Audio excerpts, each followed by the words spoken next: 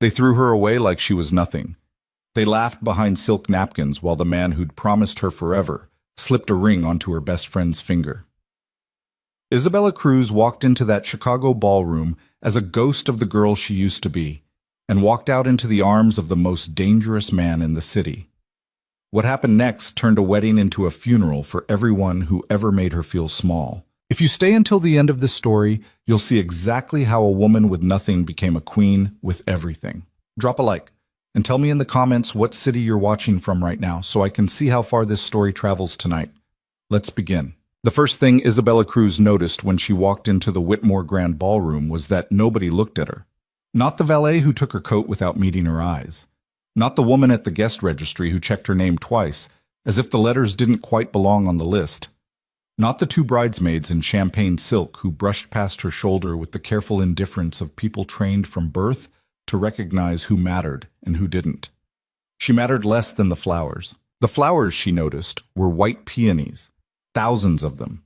They climbed the marble pillars spilled from crystal bowls the size of small children, hung from the vaulted ceiling in garlands so dense the chandeliers looked like they were drowning in cream. Daniel had told her once, on a Tuesday night in bed, that he hated peonies. Too soft, he'd said. Too girly. His mother's favorite, and his mother was a woman who could sour milk with a glance. Now here they were, filling the room like a funeral. His favorite, apparently. Or Camille's. Funny how tastes changed when the bride did. Champagne, miss? Isabella startled. The waiter was young, maybe 22, with the kind of pale face that suggested he hadn't seen sunlight in a year. He held out a silver tray. She took a flute because her hands needed something to do besides shake. Thank you. Ceremony's starting in 15 minutes. Seating is just through those doors. I know where it is. He blinked. Something flickered across his face. Not recognition exactly, but the quick professional calculation of a man who'd been told to watch for trouble. Isabella could guess what he'd been told. Tall woman, dark hair, green dress. If she causes a scene, find security. She gave him a tight smile and moved on before he could say anything else. The dress had been a mistake.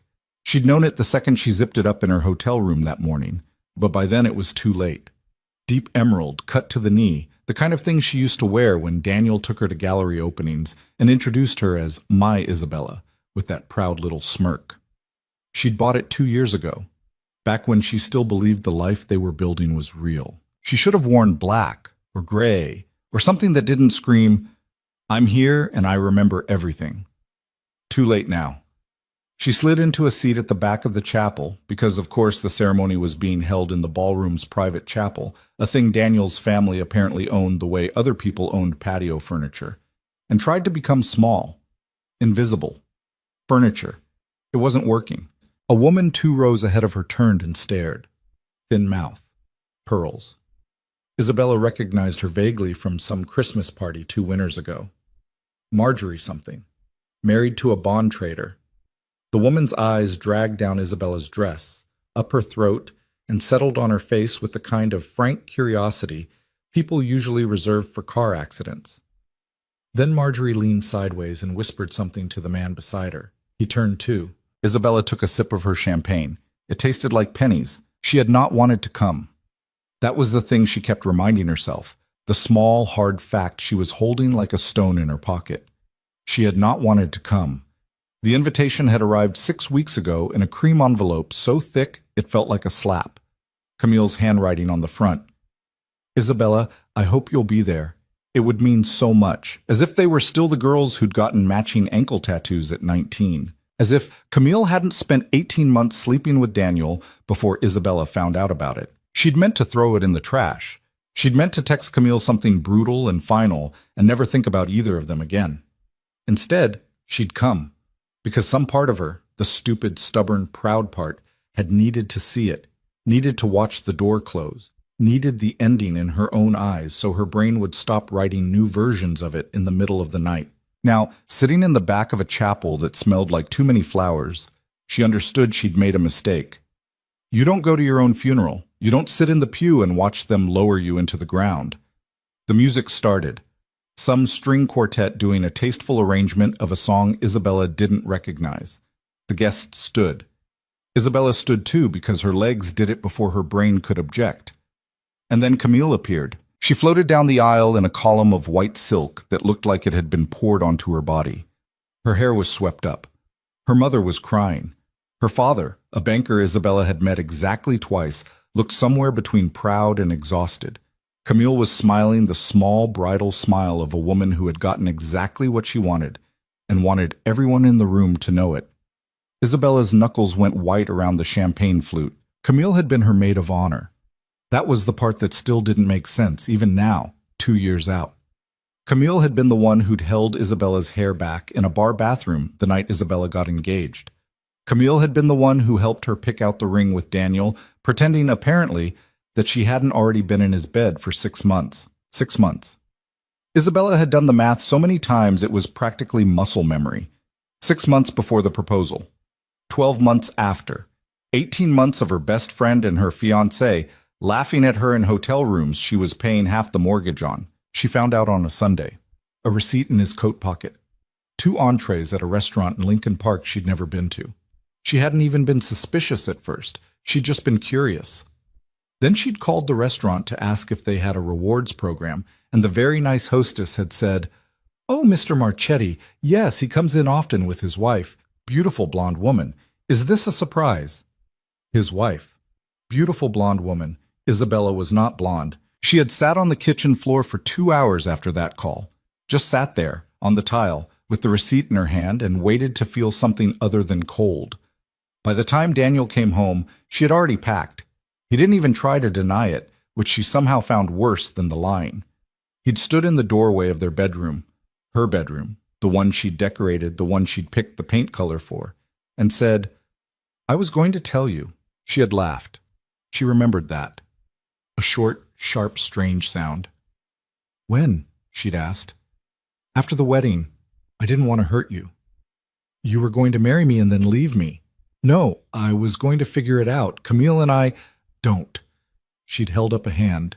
Her voice, she remembered, had been so calm it scared her. "Don't say her name in this house." But he had. And eventually Camille had come over in tears, in a coat Isabella had lent her the winter before, and sat on the couch and said, "I love him, Is. I'm sorry. I love him." As if love were some kind of weather event that had just happened to her, something she could neither predict nor prevent. Isabella had thrown them both out that night. Literally. She remembered the satisfying thud of Daniel's garment bag hitting the hallway carpet. She had expected, in the weeks that followed, to feel vindicated, powerful, like a woman who had seen the truth and acted on it. Instead, she had felt small. Smaller, somehow, than she'd been when she hadn't known. Because the thing no one tells you about betrayal, the thing Isabella had learned slowly, painfully, over the following 23 months, is that it doesn't just break the person you loved. It breaks the person you used to be. The woman who'd trusted, the woman who'd laughed, the woman who'd stood on a rooftop in Prague and thought, "I am the luckiest woman alive." That woman was dead. A ghost, standing in the back of a chapel, watching her replacement walk down an aisle. The officiant began to speak. Isabella stopped listening. She looked instead at Daniel. He was standing at the altar in a tuxedo that fit him too well, the way expensive clothes always did on him. His hair was shorter than she remembered.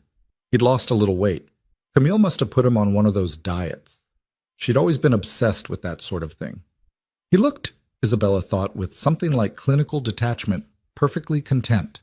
Not ecstatic, not transformed, just content. Like a man who had ordered exactly what he wanted off the menu and was now waiting for it to arrive. This was the man she had planned her life around.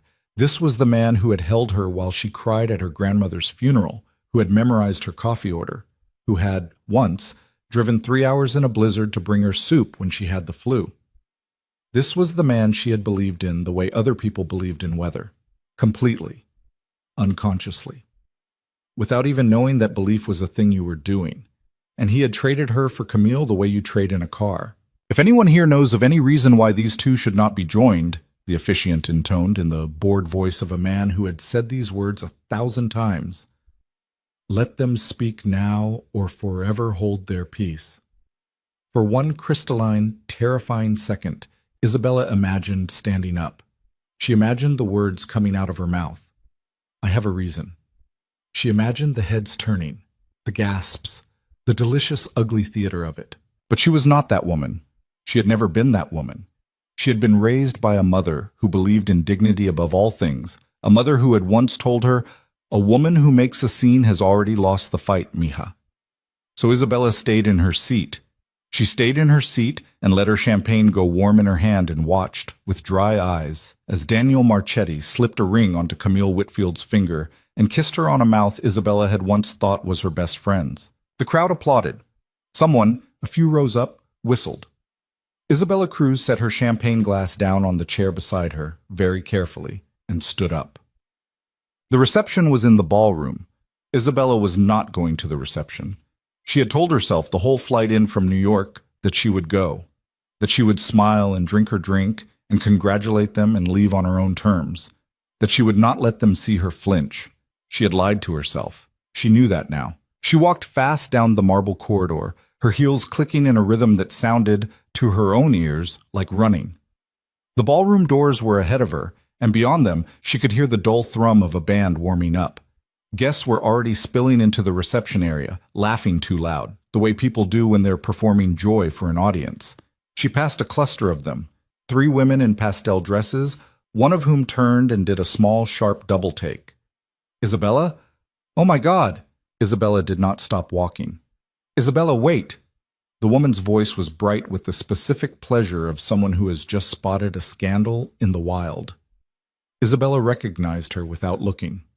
Vanessa Cole, a cousin of Daniel's or something like that. A woman who had once, at a 4th of July barbecue, told Isabella her accent was so charming. Isabella's accent was Chicago. She'd grown up in Pilsen. Her mother was from Michoacan and her father was from the South Side, and the only thing charming about the way Isabella Cruz talked was that it embarrassed women like Vanessa Cole to hear it. "Isabella, are you leaving?"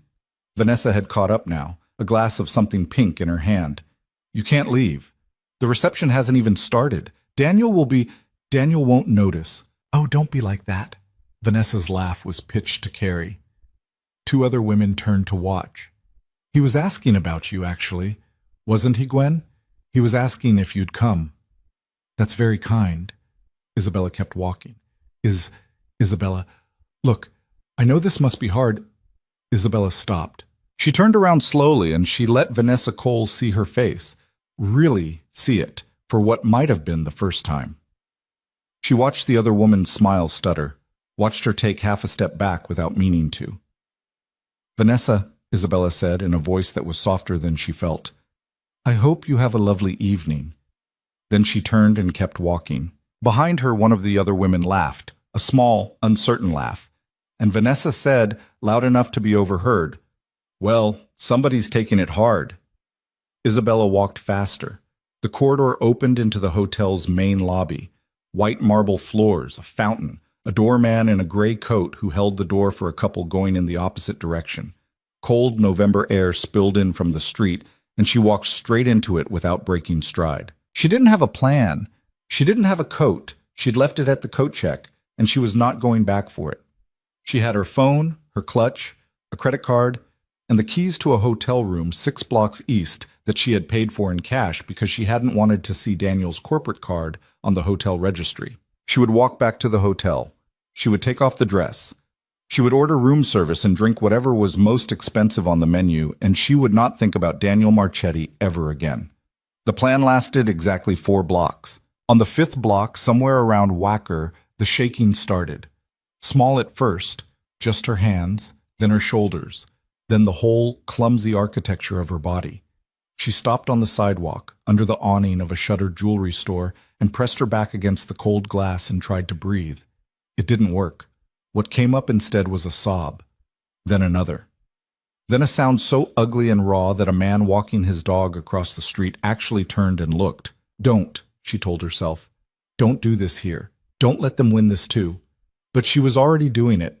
She was crying on a sidewalk in November in an emerald dress she had bought to impress a man who had already decided she wasn't enough. She was crying because she was 29 years old and she had given 6 years to a life that had disappeared like smoke.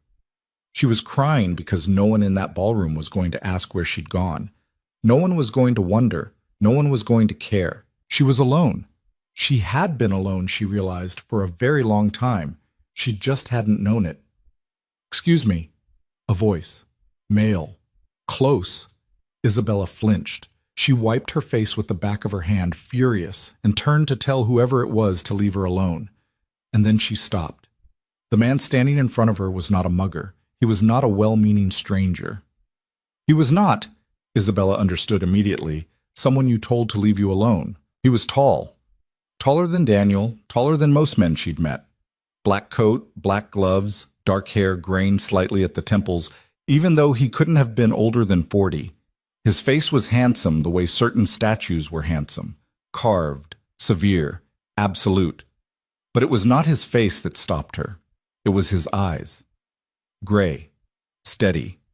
Looking at her the way a doctor looks at an X-ray, as if her pain were something he was already calculating the shape of. Behind him, idling at the curb, was a black car the size of a small boat. Two men stood beside it. They were not looking at her. They were looking, with the practiced casualness of people who were paid to look, at everyone else on the street. "Are you all right?" the man asked. His voice was low. It had an accent she couldn't quite place.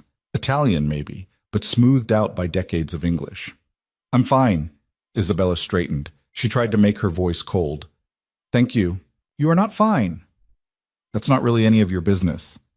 He tilted his head slightly. Something that was almost a smile, not warm, not unkind, just observed, flickered and disappeared. "You are correct," he said. "Forgive me." He didn't leave. Isabella stared at him. He stared back. A very strange thing happened in her chest, a tightening, a loosening, she couldn't tell which. She had the distinct disorienting sensation that she was being looked at for the first time that entire day, not glanced at, not scanned for social threat. Looked at. As if she were a real person standing on a real sidewalk, with real pain in her real body. "You came from the Whitmore," the man said. It was not a question. "How did you—" "Your dress, the shoes, the lack of a coat." He nodded toward her bare arms. "And the direction you came from." "A wedding?" "Yes."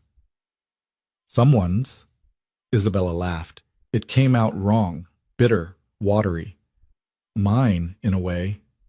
He went very still. Not in a startled way, in the way of a man who had just received a piece of information he considered interesting and intended to remember. "Ah," he said. "Ah," Isabella echoed. She wiped her face again. "Look, I don't know who you are, and I appreciate you stopping, but I'd really like to be alone right now." "Of course." He reached into his coat. Isabella's whole body tensed, some animal part of her brain catching up to the strangeness of the situation a full beat later than it should have. But he only produced a handkerchief, white, monogrammed. He held it out to her. She hesitated. "Take it," he said. "You're ruining your makeup." Against her better judgment, she took it. It smelled faintly of something expensive, cedar, maybe, or a cologne she didn't recognize. She dabbed at her eyes. The fabric came away streaked with black. "Thank you." "Keep it." "I couldn't—" "Please." Another one of those almost smiles. "It's only cloth." It was not, she could tell, only cloth. She tucked it into her clutch anyway because arguing seemed beyond her current strength. "Who are you?" she heard herself ask. He considered the question for a second longer than seemed necessary. "My name is Lorenzo Vescari," he said. He said it the way you'd tell someone your name at a dinner party. No flourish, no expectation. But something in the way he said it, or maybe in the way the two men by the car had very slightly turned their heads at the sound of it, made Isabella's skin prickle. "I've heard that name," she said, before she could stop herself. "Possibly. My father—" She stopped.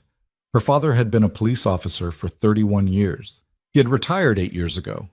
And in all that time, he had only told her a few stories about his work, most of them funny, most of them about drunks in Wrigleyville. But one night, after too much whiskey at Thanksgiving, he had leaned across the table and told her something different. He had told her about a family in Chicago that everyone knew about and nobody talked about. A name he wouldn't repeat out loud. "Those are not men you want to know about, Mija. Those are men you want to live your whole life never having met." She did not remember her father saying the name Vescari, But she remembered the feeling of that conversation, the weight of it. And standing on a sidewalk in November, in front of a man who had appeared out of nowhere and knew how to look at a woman crying without making her feel small, she understood she was standing inside that same weight now. Lorenzo Vescari watched her figure it out. He did not confirm anything. He did not deny anything. He simply watched, with those steady gray eyes, and waited for her to decide what she was going to do about it. "I should go," Isabella said. "Should you?" "Yes." "Where?" She opened her mouth to answer, closed it. The honest answer, back to a hotel room where I will lie on the bed and stare at the ceiling and try not to think about the man who is, at this moment, kissing my best friend on a dance floor, felt too humiliating to say aloud. So she said nothing. Lorenzo glanced at the car, then back at her. "Would you like to get out of the cold?" "No." "All right." "I don't even know you." "No." "I don't get into cars with strangers." A wise policy. A gust of wind came down the street, and Isabella shivered so hard her teeth clicked. Lorenzo noticed. She was realizing, the kind of man who noticed everything. He stripped off his coat. "Wait," she started, but he was already draping it over her shoulders. It was heavy. It smelled like cedar and something else. Something darker. Something she couldn't put a word to. It hung on her almost to her calves. He did not touch her in the process. He was very careful not to touch her. "You'll freeze," she said. "I run warm." She did not believe him, but she did not take the coat off either. "Why are you doing this?" she asked. He looked at her for a long moment. The gray eyes were very steady, and something in them had shifted, still distant, but not empty. Almost for a flash of a second, almost wounded. "Because you remind me of someone," he said. "Who?" "Nobody who is here anymore." Isabella did not know what to say to that, so she said nothing. "Come sit in the car," Lorenzo said. "Not to go anywhere, just to be out of the wind. I will sit with you. We will not drive.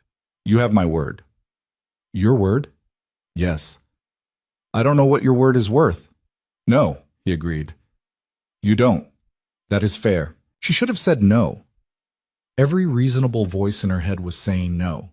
Had been saying no since the moment he'd said his name, had been building to a crescendo of no since she'd realized who or what she was probably standing in front of. She should have turned and walked back to her hotel and called her father in the morning and told him, "Dad, I had the strangest thing happen. You'll never believe it." But the thing about being broken, Isabella realized later, was that the reasonable voices got quieter. Not because you stopped hearing them, but because they stopped mattering. When the life you had carefully built had already been taken from you, the concept of risk became almost funny. What was he going to do? Take away her fiancé? Take away her best friend? Take away her future? It had already been taken. There was nothing left to protect. "Okay," she said. He blinked, just once. She had the sense, very briefly, that she had surprised him. "Okay," he repeated. He walked beside her to the car. The two men, his men, obviously, though Isabella still didn't want to think too hard about what that meant, opened the back door without a word. One of them glanced at her, then at Lorenzo, and something passed between them that she couldn't read. The man did not look happy. Lorenzo did not look like he cared. She slid into the back seat. The leather was warm. The inside of the car smelled like the coat. Lorenzo got in beside her, leaving a generous foot of space between them, and pulled the door closed. The engine was not running. The two men stayed outside on the sidewalk, their backs to the car. For a long moment, neither of them said anything. "What's your name?" Lorenzo asked finally. "Isabella." "Isabella," he repeated as if tasting it. "Isabella what?" "Cruz. Isabella Cruz." A small nod. "Tell me what happened tonight, Isabella Cruz." "That's not really—" "I know, but tell me anyway." She looked at him. He was not looking at her. He was looking straight ahead at the back of the empty driver's seat, giving her his profile instead of his gaze, making it easier. She understood without being told that this was deliberate, so she told him. Not all of it. Not the kitchen floor, not the receipt, not the 23 months of waking up at 3 a.m. to the sound of her own crying. But she told him the shape of it. Daniel, Camille, 6 years, 18 months, the wedding, the peonies. Vanessa Cole's Somebody's Taking It Hard. The way she had walked out and not a single person had come after her except a stranger on the sidewalk. Lorenzo listened without interrupting. When she was done, there was a silence that felt less like absence and more like a thing being held. "He will not have a happy marriage," Lorenzo said eventually. "How could you possibly know that?"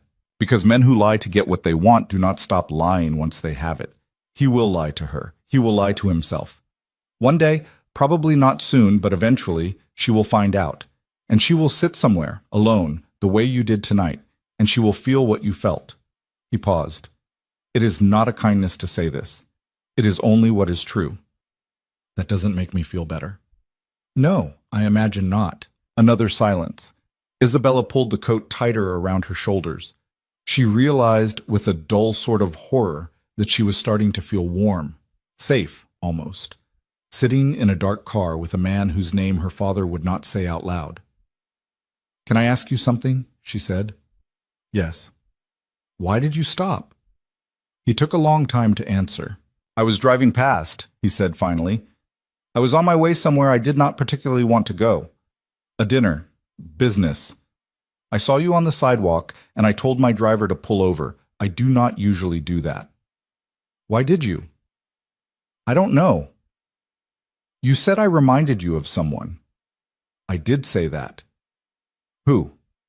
He looked at her then, fully, for a long moment, and in the dim light of the car's interior, she saw something she hadn't seen in his face before. Something old, something tired. "My wife," he said. "You're married?" "I was." "Oh. She died 4 years ago." "I'm sorry." "So am I." He looked away again. His jaw moved, very slightly. "She had your eyes, not the color. The look. Like someone had set her on fire and she was deciding whether to burn or not." Isabella did not know what to say. "I don't think I'm deciding anything right now," she said eventually. "I think I'm just burning." "Yes, I know. That is what I saw." The silence came back. It was not uncomfortable. Outside, the wind pushed a scrap of paper down the sidewalk. One of Lorenzo's men lit a cigarette, and the orange glow briefly lit the edge of his face. "What do I do now?" Isabella asked. She had not meant to ask it. It came out before she could stop it, small, unguarded, the way you asked a question of a parent when you were small and lost and you had given up pretending you weren't. She hated the sound of it. She wanted to take it back. Lorenzo did not answer for a long time. When he did, his voice was different, quieter, less careful.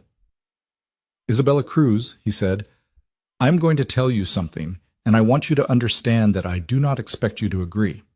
I do not expect anything from you. What you do with what I say is entirely your choice. Do you understand?" "Yes." "Tonight, you were humiliated. And the people who humiliated you will go home and sleep well. They will wake up tomorrow, and they will eat breakfast, and they will go on with their lives as if you do not exist. That is what people like them do. They move on. They move on quickly because they have never had to do otherwise. Do you understand this?" "Yes." There are 2 ways to live with that. One is to swallow it, to tell yourself it does not matter, to build, slowly, over many years, a life in which their opinion of you becomes a small thing. Many people do this, most people. It is not a bad way to live. And the other way? He turned to look at her. His eyes, in the dim car, looked almost silver.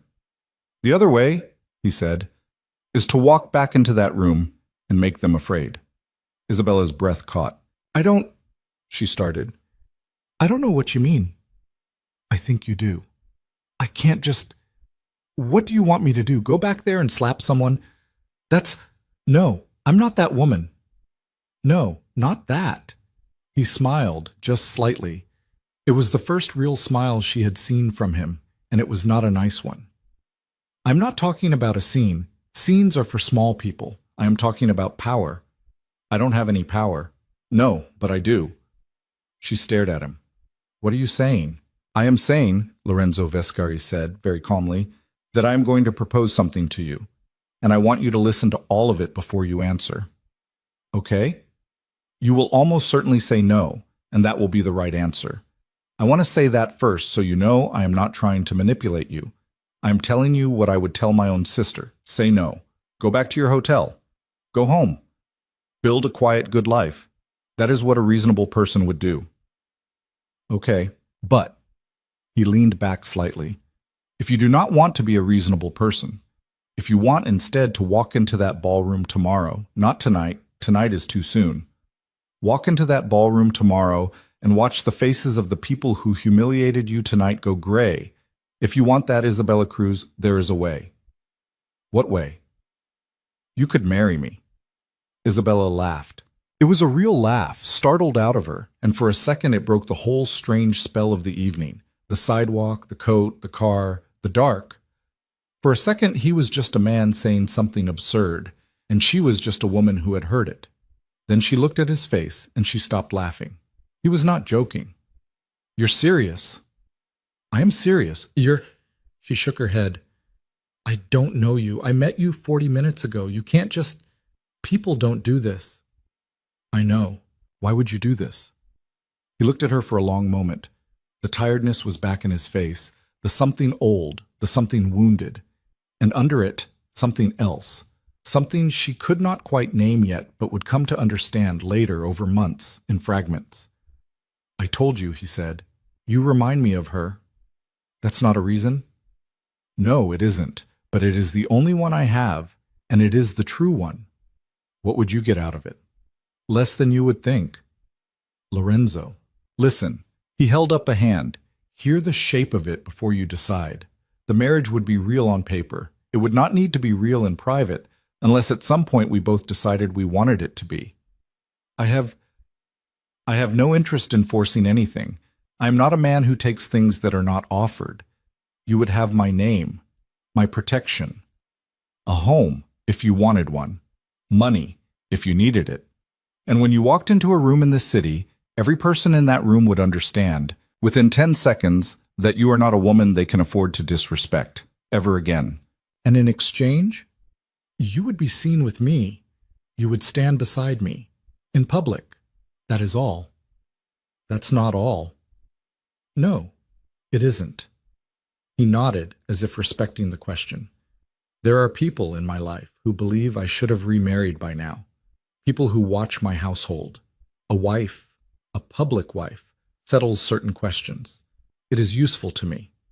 I am telling you this because I want you to know there is a reason. I am not only offering you charity, you would be doing me a favor as well. What kind of people watch your household? The kind you do not need to worry about. That's not an answer. No, it isn't. She stared at him. Her heart was beating very fast. The coat, which had been warm, now felt heavy. She was aware, suddenly, vividly, of the absurd and total wrongness of this conversation, of the fact that she was a corporate lawyer from Pilsen who had, an hour ago, been watching her ex-fiancé get married and was now being offered a marriage by a man her father would not have let into his home. She should say no. She knew she should say no. I need to think, she said. Of course. I'm not saying yes. I know. I'm not saying no either. I know. He reached into his coat, his inside jacket pocket since the outer coat was on her shoulders, and produced a card, plain black. A phone number in silver, nothing else. He held it out. Think for as long as you want, he said. If the answer is no, which I expect it to be, you never need to call. You will never see me again. Keep the coat. Keep the handkerchief. Go home, Isabella Cruz, and build something quiet. She took the card.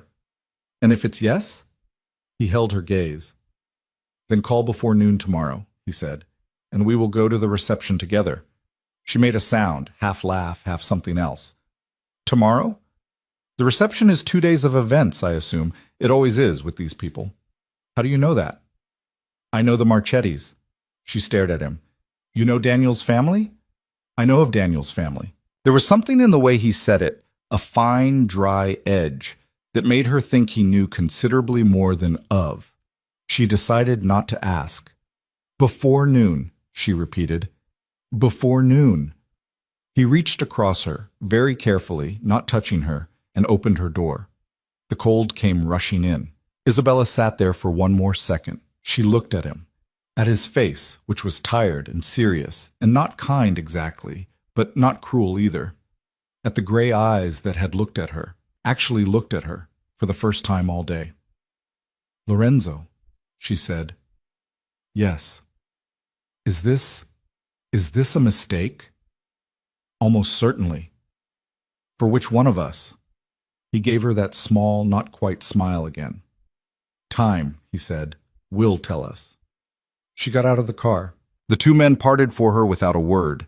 The taller one handed her clutch back. She hadn't even realized she'd set it down on the seat. The car door closed behind her with a soft, expensive thunk. She stood on the sidewalk in a borrowed coat and watched the car pull smoothly away into traffic. It turned at the next light and was gone. Isabella walked the rest of the way back to her hotel in a kind of dream. She did not remember later most of those blocks. What she remembered was the weight of the coat on her shoulders, the smell of cedar, the black card in her clutch, and the feeling, new and strange, that for the first time in 2 years she was standing at a door she could actually choose to walk through.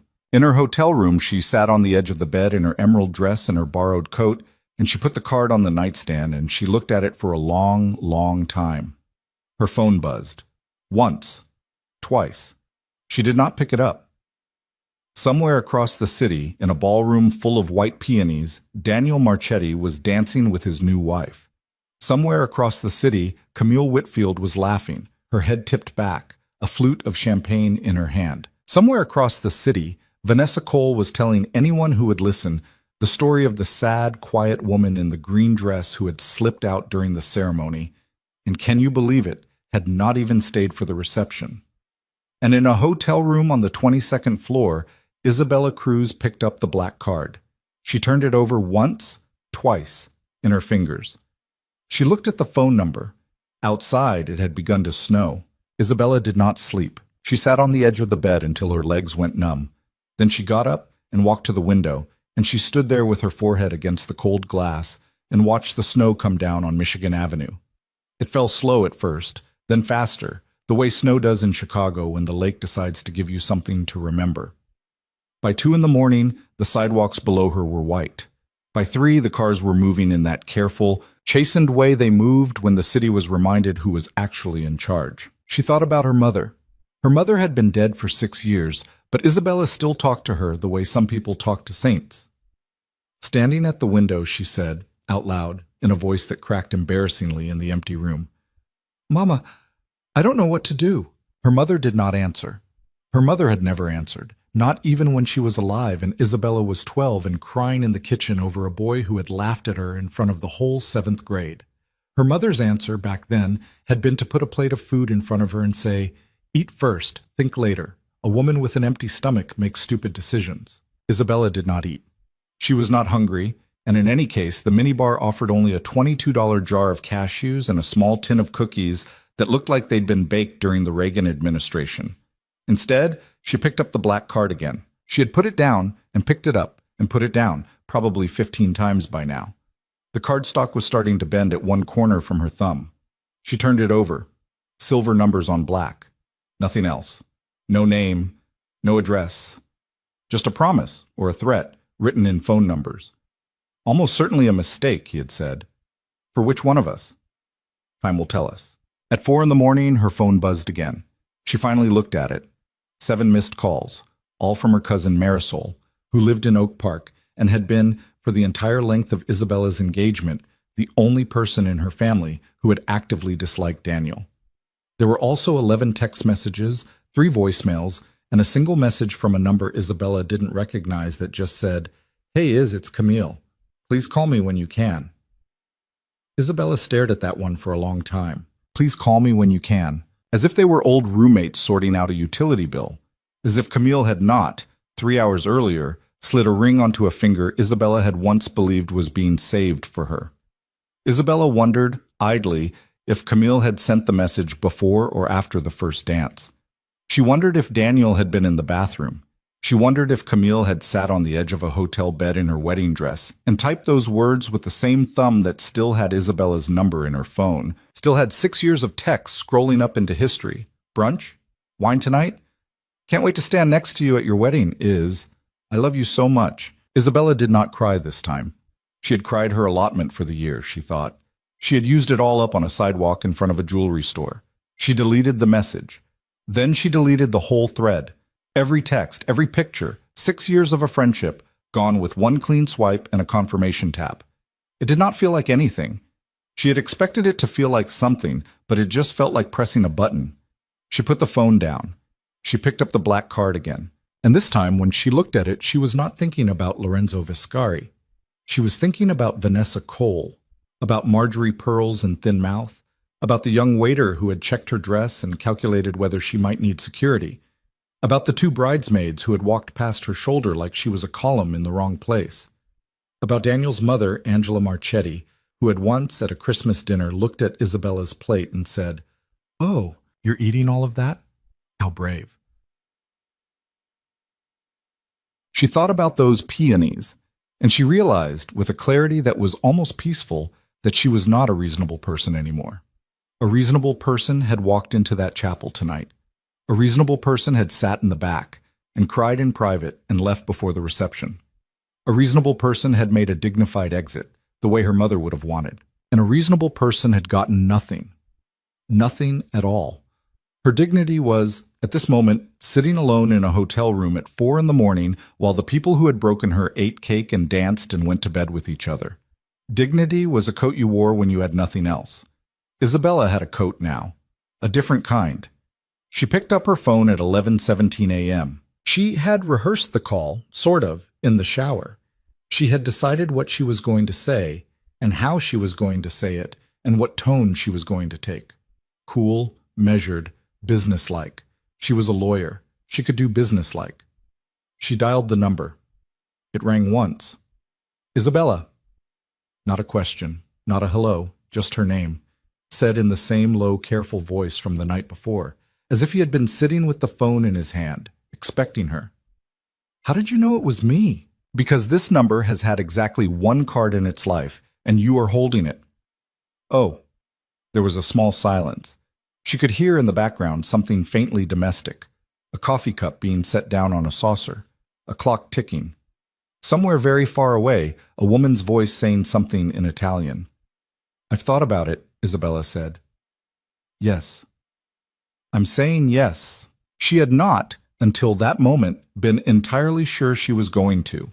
She had picked up the phone, telling herself she was just going to have a conversation, ask a few questions, clarify. And then he had said her name, and her mouth had opened, and the word yes had come out on its own, as if it had been sitting at the back of her throat all night. Lorenzo was quiet for a beat. Isabella, he said, before I respond, I want to ask you something. Okay. Are you saying yes because you have thought about it, or because you are angry? Both. That is an honest answer. Is it the wrong one? Another pause. She heard him just barely exhale through his nose, a soft, amused sound. No, he said. It is the right one.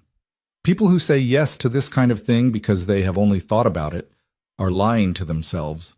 The anger is what makes it true. I only wanted to know you knew the difference. I know the difference. Good. So what now? Now, he said, I send a car for you. Where are you? She told him the name of the hotel. Be ready at 1, he said. Bring nothing. Everything you need will be provided. If there is something of sentimental value in your room, take it. Everything else, leave. I have a flight home tomorrow. Cancel it. My job, Isabella. His voice was gentle, but not soft. If you are going to do this, you are going to do this. We will call your office on Monday. You are a lawyer, yes? What firm? She told him. He made a small, neutral sound, the sound of a man filing away a piece of information. I know a partner there. He will understand.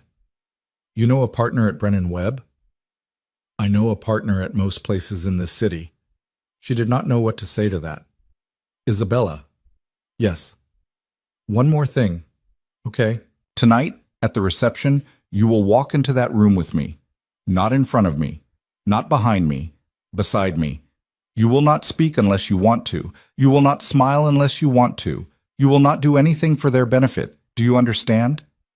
Yes. If at any moment you want to leave, you tell me, and we leave. I will not make you stand in that room 1 second longer than you can bear. You are not a prop, Isabella Cruz. You are the reason the whole thing is happening. Do you understand me? Something low in her stomach flipped. Yes. Good, 1 o'clock. He hung up. The car arrived at 12:57. It was the same black car from the night before, or one that looked very much like it. The same tall man in a black coat stepped out of the passenger side and opened the back door without a word. Isabella had put on the only other dress she had packed, a plain black wrap dress, nothing fancy, the kind of thing you wore to a weekday lunch with a client, and had folded Lorenzo's coat over her arm to return it. She had her handbag. She had the monogrammed handkerchief. She had, at the last second, decided to leave the emerald dress hanging in the hotel closet, as if abandoning it there would abandon some version of her along with it. The tall man nodded at her. "Miss Cruz?" "Yes." "Good afternoon. My name is Mateo. I'll be driving you today." Mateo was maybe 35, broad-shouldered, a face that was handsome in a blunt, working-man way. He did not look like the men in Daniel's world.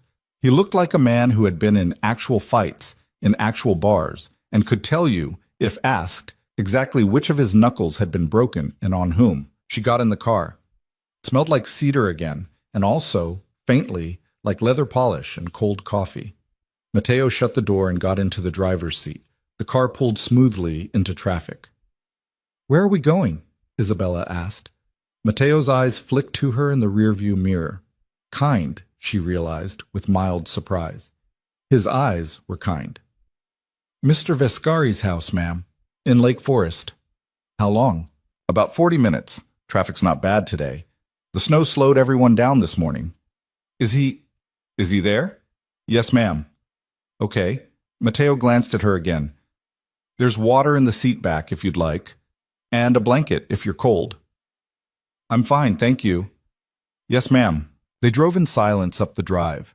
Lake Michigan a gray, restless thing to their right, the city receding behind them into a line of towers that looked from a distance like teeth. Isabella put her forehead against the window. She did not feel, she realized, afraid. She had expected to feel afraid.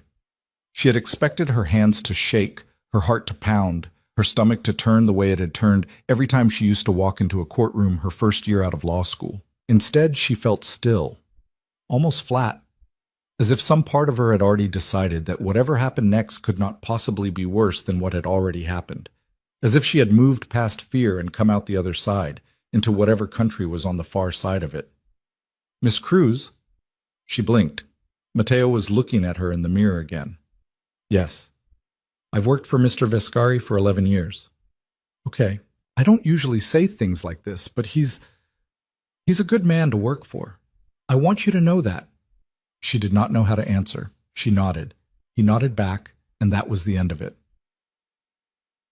The house was not what she had expected. She had expected, she realized later, something ugly.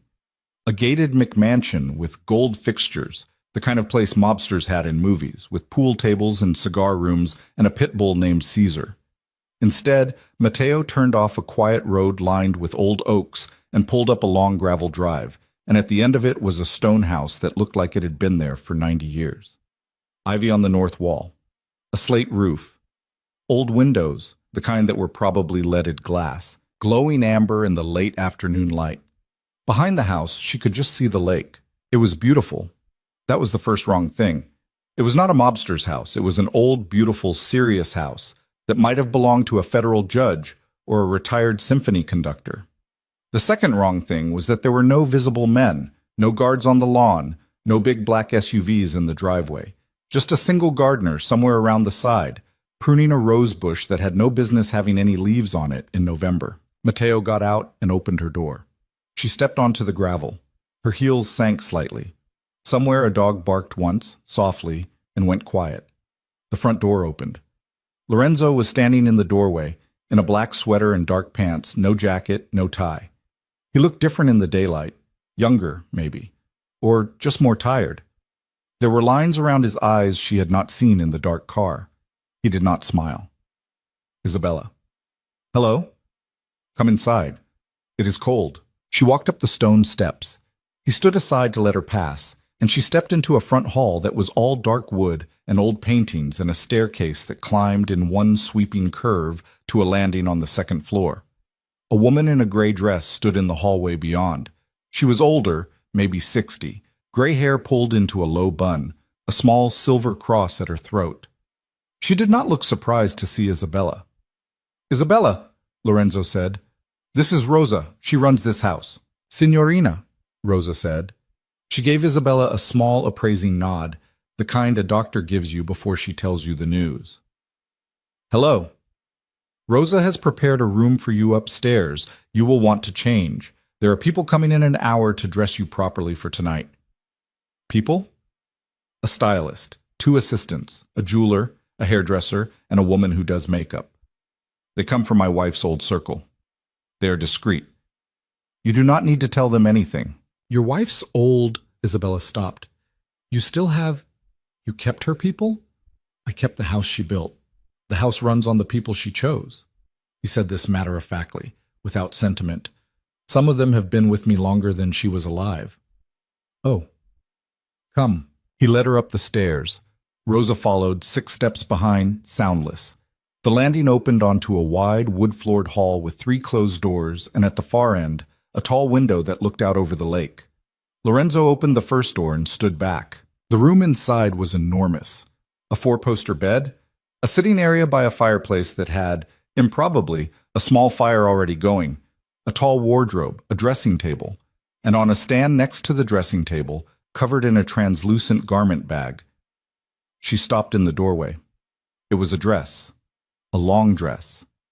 Even through the bag she could see it was silver and heavy and beaded, and the exact opposite of the emerald green she had worn the night before. "Where did that come from?" she asked. "A friend of mine has a shop on Oak Street. She owed me a favor. I sent her your measurements this morning." "You don't have my measurements." Rosa guessed. Rosa has a very good eye. Isabella looked at Rosa. Rosa gave her a small, unapologetic shrug. "Isabella," Lorenzo said. His voice was lower now, pitched for her alone. "Listen to me." She looked at him. "What is about to happen," he said, "is not about clothes, not about jewelry, not about how you look. That is scaffolding.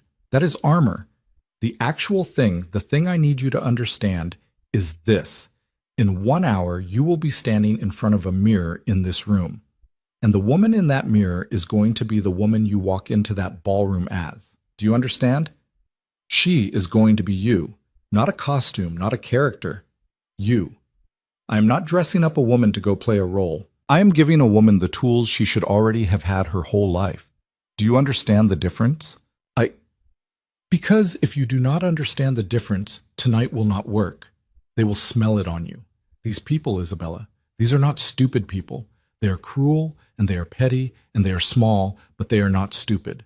They can see a woman pretending to be someone else. They have seen it before. It is all they have ever seen. What they have never seen, what will break them, is a woman who is not pretending. A woman who has simply decided. She swallowed. Decided what? That she is not theirs to judge anymore. They looked at each other across the quiet of the room. "Okay," she said. "Okay. I can do that. I know you can." He turned to go. "Lorenzo." He stopped in the doorway. "Yes. Your wife. What was her name?" He was quiet for a second. "Chiara," he said. "Chiara. She would have liked you. Why?" "Because she also decided, once." He closed the door softly behind him. The people came at 2:30. They did not, as Isabella had half expected, treat her like a project. They did not cluck. They did not coo. They did not ask her anything about the wedding, or about Daniel, or about why an unknown woman was being dressed in the spare room of Lorenzo Viscari's house at 3 in the afternoon on a Saturday. They were, to a person, professionals. They did their work. They spoke to each other in quick, quiet Italian when they needed to. They spoke to her in English, only to ask permission. "May I lift your arm? May I pin this? May I take the earring off?" When Rosa brought up a tray with tea and small sandwiches, the stylist, a small, severe woman named Elena, actually pressed a sandwich into Isabella's hand and said, in accented English, "You eat. You are too thin from being sad. We cannot put you in a dress if you are thin from being sad." Isabella laughed. It startled her. She had not expected to laugh today. Elena looked at her, pleased, and said, "There. Good. Laughing is the first thing. Laughing is better than blush." By 5 o'clock, the woman in the mirror was not Isabella. Or rather, she was. But she was a version of Isabella that Isabella had never seen. Her hair had been pulled back off her face, severe and smooth, with one deliberate strand curving down along her jaw. Her eyes had been painted dark, the kind of dark that had nothing to do with flirtation and everything to do with warning. Her mouth was the color of old wine. The dress was silver, but not a shiny silver, an old silver, the color of a knife that had been used for a long time. It had a high neck and long sleeves, and it covered everything from throat to wrist to ankle. And somehow, because of the way it was cut and the way it lay against her body, it was the most naked-looking garment Isabella had ever worn. There was no skin. There was no cleavage. There was only the shape of her silver, standing very still in the mirror. Around her throat, Elena fastened a choker. It was thin, old-looking, a single dark stone set in a web of silver. "What is this?" Isabella asked, touching it. "It was his grandmother's," Elena said. "He sent it down this morning." Isabella's fingers stilled. "His grandmother's?" "Yes. It has not been out of the safe in 30 years. I can't wear this." "You can," Elena said. "He says." "Elena, I can't wear his grandmother's necklace to Signorina." Elena put a hand very gently on Isabella's shoulder. Her eyes in the mirror were kind. "I dressed his wife for 7 years. She was my friend.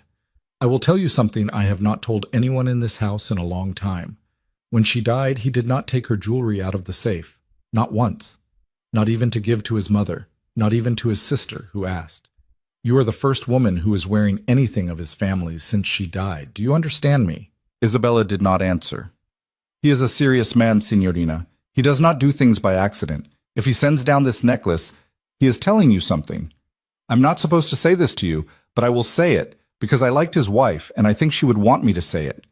Whatever this is tonight, whatever the arrangement is between you, he is already in it further than he is telling you. Do you understand?" "Elena, finito." Elena stepped back. "I have said too much. Now, stand. Let me see the shoes." Isabella stood. She turned. She walked once across the room. The dress moved with her like water. The shoes were silver too, lower than she'd expected, because Elena had declared that no woman on a war footing should be hobbling around on 5-inch heels. "You are not going there to be pretty, Signorina. You are going there to win. Winners wear shoes they can stand in." At 6:30, Rosa knocked on the door. "He is downstairs," she said. "It is time." Isabella took a breath. She looked at herself in the mirror one more time. The woman in the silver dress did not look afraid. The woman in the silver dress looked, in fact, like she was a little bored, like she had already seen how the evening was going to go and had decided to get it over with. Isabella did not know if that woman was really her, but she understood in a new way what Lorenzo had meant about decisions, about scaffolding, about the difference between pretending and deciding. She decided. She walked out of the room and down the hall and down the sweeping staircase, and at the bottom, in the dark wood foyer, Lorenzo Viscari was waiting for her. He had changed. Black tuxedo, perfectly cut, no flower in the lapel, his hair was combed back. The gray at his temples looked, in the warm light of the foyer, like something engineered rather than accidental, the kind of detail a painter would have added last. He watched her come down the stairs. He did not smile. He did not say anything complimentary. He did not make a face the way men in movies make a face, the kind of, "oh my God, you're beautiful" face that was supposed to make women feel like they'd won something. He just looked at her, steady, gray, evaluating, and then, when she was 2 steps from the bottom, he held out his arm. "Are you ready?" he asked. "No." "Good. Anyone who says yes to this is lying." She took his arm. His forearm under the tuxedo was warm and very solid. He smelled the way the coat had smelled, cedar and that darker thing, whatever it was. He led her, slowly, to the front door, where Matteo was holding it open. "Lorenzo," she said at the threshold. "Yes." "If I get in there and I can't do it, Then we leave," he said. "I already told you this. Just in case. I wanted to say it again. I heard you the first time. I am hearing you now." She nodded. He did not let go of her arm. They walked together down the steps to the car. The drive-in was quiet. Lorenzo did not small talk. Isabella found, after the first few miles, that she was grateful for this. He did not pepper her with reminders, or coach her, or run through scenarios. He simply sat beside her in the back of the car with one hand resting on his knee, and he looked out the window at the snow-crusted lake, and he let her be still. Once, about halfway in, he said, without turning, "His parents will be there." "Yes." "Do you want me to tell you about them?" "No." "All right. I already know them." "Yes." Another silence, then quieter. "His mother hated me." "That is not your fault." "No, but I used to think it was." "She is a small woman, Isabella." "She is a very rich woman, actually." "Those are not the same thing." She looked at him. He was still looking out the window. His profile, in the passing streetlights, was like something on a coin.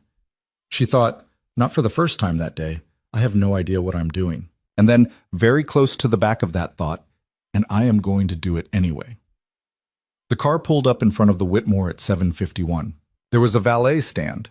There was a red carpet, short and soft, the kind that hotels put out for expensive weekends. There were photographers, 3 of them, society photographers who had been invited by the Marchetti family to document the reception for whatever newsletter or magazine the Marchettis controlled the editorial board of. They looked bored. They were leaning against the stone wall, drinking coffee out of paper cups. Matteo got out, opened the door. Lorenzo stepped out first, then turned and offered Isabella his hand. She took it. She stepped out of the car and onto the red carpet, and the 3 photographers straightened up like a single body. The first one lifted his camera. He stopped halfway up and squinted. She watched his face change, watched him lower the camera an inch and turn to the man beside him and say something very quickly out of the side of his mouth. The second photographer looked. The third one pulled out a phone and began urgently texting. Lorenzo did not react. He tucked her hand into his elbow and he began to walk slowly up the carpet toward the lobby doors. Isabella walked with him. Her heels clicked on stone. She did not hurry. One of the photographers finally found his voice. "Mr. Vescari." Lorenzo turned his head a quarter inch and looked at the man. The photographer swallowed visibly. Sir, can we get a... Who is your guest tonight, sir?" Lorenzo stopped walking. He turned, slowly, fully, to face the 3 men. Isabella turned with him. She felt, with absolute clarity, every eye on the carpet, and every eye at the doors, and every eye inside the lobby beyond the glass, because people had begun to notice, the way people always notice when the air in a place goes cold. "My wife," Lorenzo said. He said it mildly, almost lazily, as if the photographer had asked him the time. The man holding the camera made a small, involuntary noise. Lorenzo turned back around. He began to walk again. Isabella walked with him. She did not smile. She did not look back. She felt the word wife land in the air behind her like a brick through a window. They had not, in fact, gotten married. There had not been time. They would not get married, actually, for another 9 days, in a civil ceremony at a judge's chambers with only Rosa and Matteo as witnesses. But Lorenzo had said the word out loud, in front of 3 photographers with 3 cameras and 3 very fast phones, and by the time Isabella and Lorenzo reached the lobby doors, the word was already moving through the building faster than they were. The doorman opened the doors. He was the same doorman from last night, the one in the gray coat who had held the door for someone else while Isabella had walked past him unseen. Tonight, he saw her. Tonight he inclined his head, a small stiff bow. The bow of a man who had just realized, very belatedly, who she was. She inclined her head back. They walked across the lobby. People stopped talking. A woman by the fountain actually put her hand over her mouth. A cluster of men in tuxedos by the coat check turned as one, and the one in the middle, a gray-haired man Isabella didn't recognize, said, loud enough to carry, "Vescari?" Lorenzo did not answer him. At the far end of the lobby, the ballroom doors stood open. A 5-piece band was playing something with a lot of saxophone. Light and laughter and the sound of silverware on china spilled into the lobby like bathwater out of a tub. A young woman in a black dress, A wedding planner, by the headset and the clipboard, stood at the doors checking names off a list.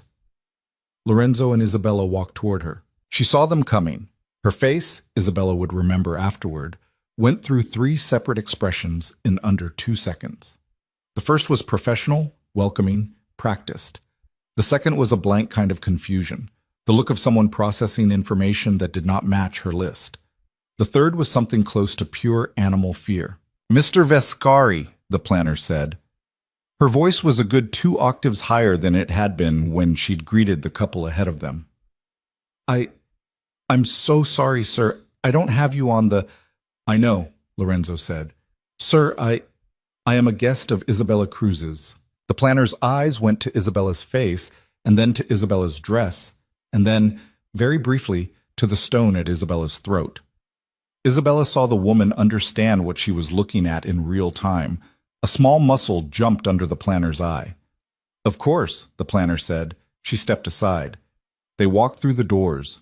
The ballroom was enormous. The ceiling was a galaxy of chandeliers. There were maybe 300 guests seated at round tables covered in white linen, their backs to the entrance, because the band was on the other end of the room, and the bride and groom were seated at a long head table beneath a canopy of, yes, of course, white peonies. It was the kind of room that ate sound. The entrance of a new couple, at this point in the evening, should have been essentially invisible. Dinner had been served. The dancing was starting. People were drunk enough that their attention had narrowed to the 2 or 3 people at their own table. A new arrival, under normal conditions, would have walked to their seat without anyone noticing. This was not normal conditions. The first table to notice them was a table of older men, seated near the doors, who looked up at the disturbance in the air, the way fish look up at a shadow on the water. One of them, a heavy-set man with a red face, actually stood. The table next to his noticed him standing. They turned. In less than 30 seconds, Isabella would time it, later, in her head. The silence had traveled across the entire ballroom. The band did not notice right away.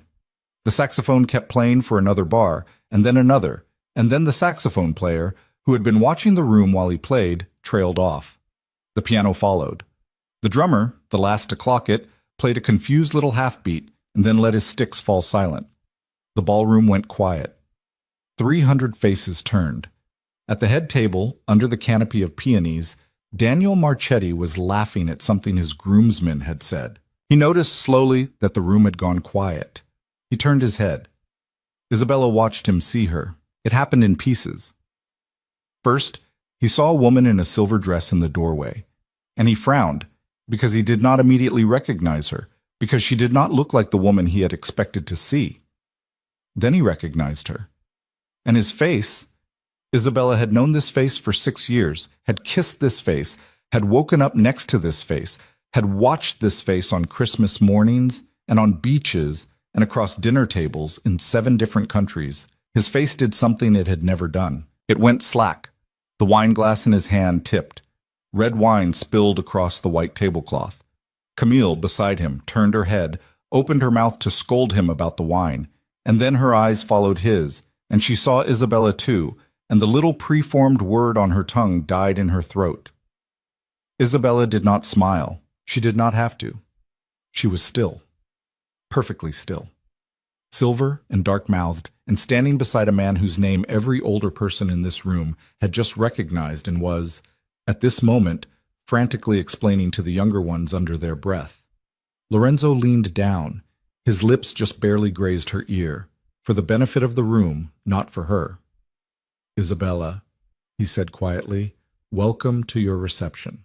And he straightened and he began to walk, with her on his arm, into a room full of people who, yesterday, had not even seen her. The walk across that ballroom was the longest walk of Isabella's life.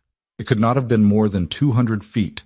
The head table, under its canopy of peonies, sat at the far end of the room, past the dance floor, past the seated guests, past the bar. 200 feet. She had run longer distances in college on the treadmills in the basement of her dorm, half asleep, her headphones playing whatever had been on the radio. Tonight, each step took a year. She could hear her own heels on the parquet. Click, click, click. The band had not started up again. Nobody had signaled them to. The band leader, a black man in his 50s with a silver earring, was staring at Lorenzo the way a sailor stares at weather he has seen before and hoped he would never see again. The saxophone player had lowered his instrument. The drummer had put his sticks across the snare and was just sitting, waiting. The silence made every small sound enormous. Someone, at a table to Isabella's right, coughed. A server, carrying a tray of coffee cups, stopped in the middle of the aisle, realized he could not get around the new arrivals without bumping them, and stood there, tray frozen at shoulder height, waiting for a decision from a universe that was not providing one. Lorenzo kept walking. His pace was not fast. It was not slow. It was the pace of a man who was not in a hurry and was not running from anything, the pace of a man who owned the floor he was walking on. Isabella matched him. She did not know how she was matching him. Some part of her had taken over the basic mechanics of walking, and she was letting that part do its work while the rest of her just tried to breathe. She did not look at Daniel. She felt his eyes on her. She knew where he was, knew the canopy of peonies, knew the shape of the head table. But she didn't look. Lorenzo had said, in the car, the one coaching sentence he had given her all night: "Do not give him your eyes until you want to." So she did not. She looked instead at the empty space just ahead of Lorenzo's shoulder, at the middle distance, at the kind of point a woman looks at when she is on a runway and has been taught not to see the photographers. A table went past on her left. 8 people. She did not recognize them. They stared. A woman in her 60s wearing a cream suit had set her fork down on her plate with a small clatter. Another table. A man she half recognized, one of Daniel's lawyer friends from his old firm, was openly staring at the choker at her throat. Isabella could see in the corner of her eye the exact second his brain placed the stone. She could see the color leave his face. Halfway across the room, the silence began to unravel, not into noise, into something worse, into whispers. Whispers are not quiet. Whispers in a silent ballroom, 300 of them starting at once, sound like a river running under a frozen road. Isabella caught pieces. Is that? Can't be. Vescari, I swear to God, that's Lorenzo. I told you, I heard he was. No, honey, look at her dress. She's with him. But that's Daniel's ex. She felt Lorenzo's arm tighten, very slightly, under her hand. Not a squeeze, just a small adjustment. A reminder that she was not alone in this. She could feel the warmth of him through his tuxedo sleeve. It was the only warm thing in the room. At the edge of the dance floor, a very old woman in a navy dress stood up from her chair. Isabella recognized her, and her stomach dropped. It was Angela Marchetti, Daniel's mother. Angela was 72 years old, thin as a piece of wire, and had spent her whole life being the most important woman in any room she entered. She had inherited her money from her first husband, who had made it in pharmaceuticals, and she had married Daniel's father for his name, which was older than hers, and she had spent the 40 years since then making sure everyone she had ever met understood the transaction. She had told Isabella once, at a dinner, that her mother's cooking was charming for that kind of food. She had once referred to Isabella's law degree as her little hobby. Angela took 2 steps forward, into the aisle. She was positioning herself, Isabella realized, to intercept them, to block the path, to force a public confrontation the way Angela had always forced every confrontation of her life. In the open, with witnesses, with cameras if she could arrange them. Lorenzo saw her. He did not slow down. He did not stop. He simply shifted his weight, very slightly, and angled his body so that when Angela stepped into the aisle, he was already past her, the narrow maneuver done so smoothly that a slower observer would have thought Angela had stepped back on her own. But Angela had not stepped back. "Isabella," she said. Her voice was high, tight, the voice of a woman who was, for the first time in a long time, not sure whether she was going to win. "Isabella, you can't just—" Lorenzo stopped walking. He stopped walking because Isabella had stopped.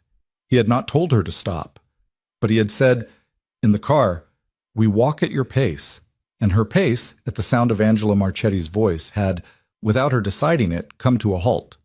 She turned her head.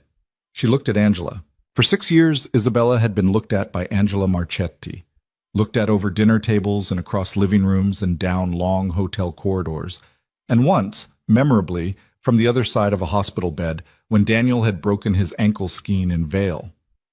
Angela had looked at her the way you look at a stray animal you do not intend to feed. Appraising, patient, faintly amused, waiting for it to go away. Tonight, for the first time, Isabella looked back. She did not say anything. She did not need to. She simply turned her head, and she let Angela Marchetti see her face, and she watched Angela's breath catch. "I'm sorry, Angela," Isabella said. Her voice, she would remember later, was low and calm and perfectly polite. "Were you saying something?" Angela opened her mouth, then closed it. Her eyes flicked to Lorenzo. They flicked back. I was only congratulating you, dear. Thank you. You look, thank you. I didn't realize, we didn't know you would. No, Isabella said. You didn't. She turned her head back. She began walking again. Lorenzo, without a word, walked with her. Angela was left standing in the aisle, her mouth still slightly open, her hands very white around her tiny evening bag. A waiter, coming the other way, had to step around her. They reached the edge of the dance floor, and there, finally, Isabella let herself look. Daniel had not moved from his seat. Neither had Camille. They were both still at the head table, side by side, under the peonies, and they were both staring, and their faces were wrong in the specific way faces go wrong when a person realizes in real time that they have done a thing they cannot take back. Daniel's mouth was slightly open. His left hand, his ring hand, was resting on the table next to a spreading red stain. His new gold band caught the light. He was, Isabella realized with something like clinical surprise, pale. Not a little pale. A lot pale. The color of paper. Camille was worse. Camille had put both hands in her lap, in the careful, composed way of a woman who had been trained her whole life to never, ever look ruffled in public. But her shoulders were up around her ears. Her eyes had gone very wide, and they kept flicking, small little jerks, between Isabella's face and Lorenzo's face, and back to Isabella's face. She was trying, Isabella could see, to do math, to work out what this was, to figure out whether this was a prank, or a mistake, or a fever dream, or whether her entire life had just, in the middle of her own wedding reception, become something else. The man at the next table over, a Marchetti cousin Isabella had met once, stood up abruptly, murmured something to his wife, and walked very quickly toward the restroom. "Isabella." The word came from the head table. It was Daniel's voice. He had cleared his throat. He was trying, Isabella could see, to do the thing he had always done in moments like this, to take control of a situation by being the person who first named it. It was a lawyer's trick. He had used it on her 100 times in 6 years. He had used it at breakfast when he was late, at dinner parties when he had drunk too much, in restaurants when he had forgotten her birthday. Isabella, a name like a leash. She had, in the past, always turned toward the sound of her name in his mouth. Tonight, she did not. She let him see the side of her face. She let him say her name into the air between them and let the air absorb it and give him nothing back. Lorenzo, beside her, did not react. He was looking with polite attention at the bandleader as if waiting for the band to resume, as if Daniel had not spoken at all. "Isabella," Daniel said again, louder this time, some of the nerve coming back into his voice. He was, Isabella realized, going to try to handle her. He was going to try to do what he had done 2 years ago in their bedroom when he had stood in the doorway and said very calmly, "I was going to tell you." He was going to try to make this about him. He stood up. He came around the head table. He navigated the chair of his bride, who did not take her eyes off Isabella, who was still doing the small, frantic eye math.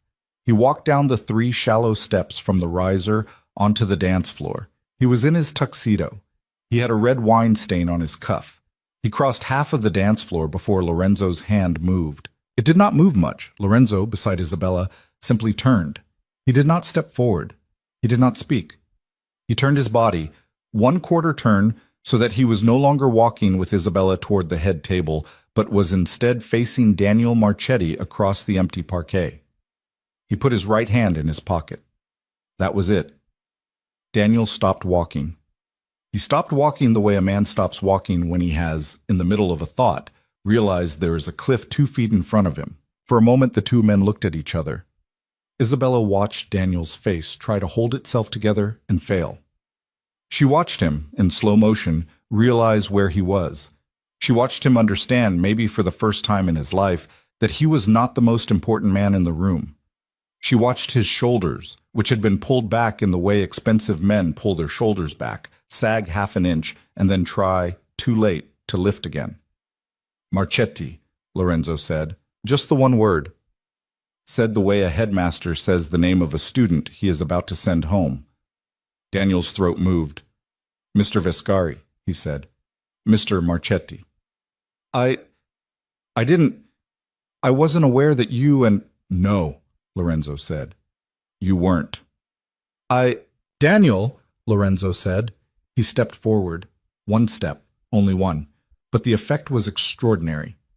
Daniel, who had been 6 feet 5 inches of hockey-playing prep school confidence his whole life, shrank half an inch.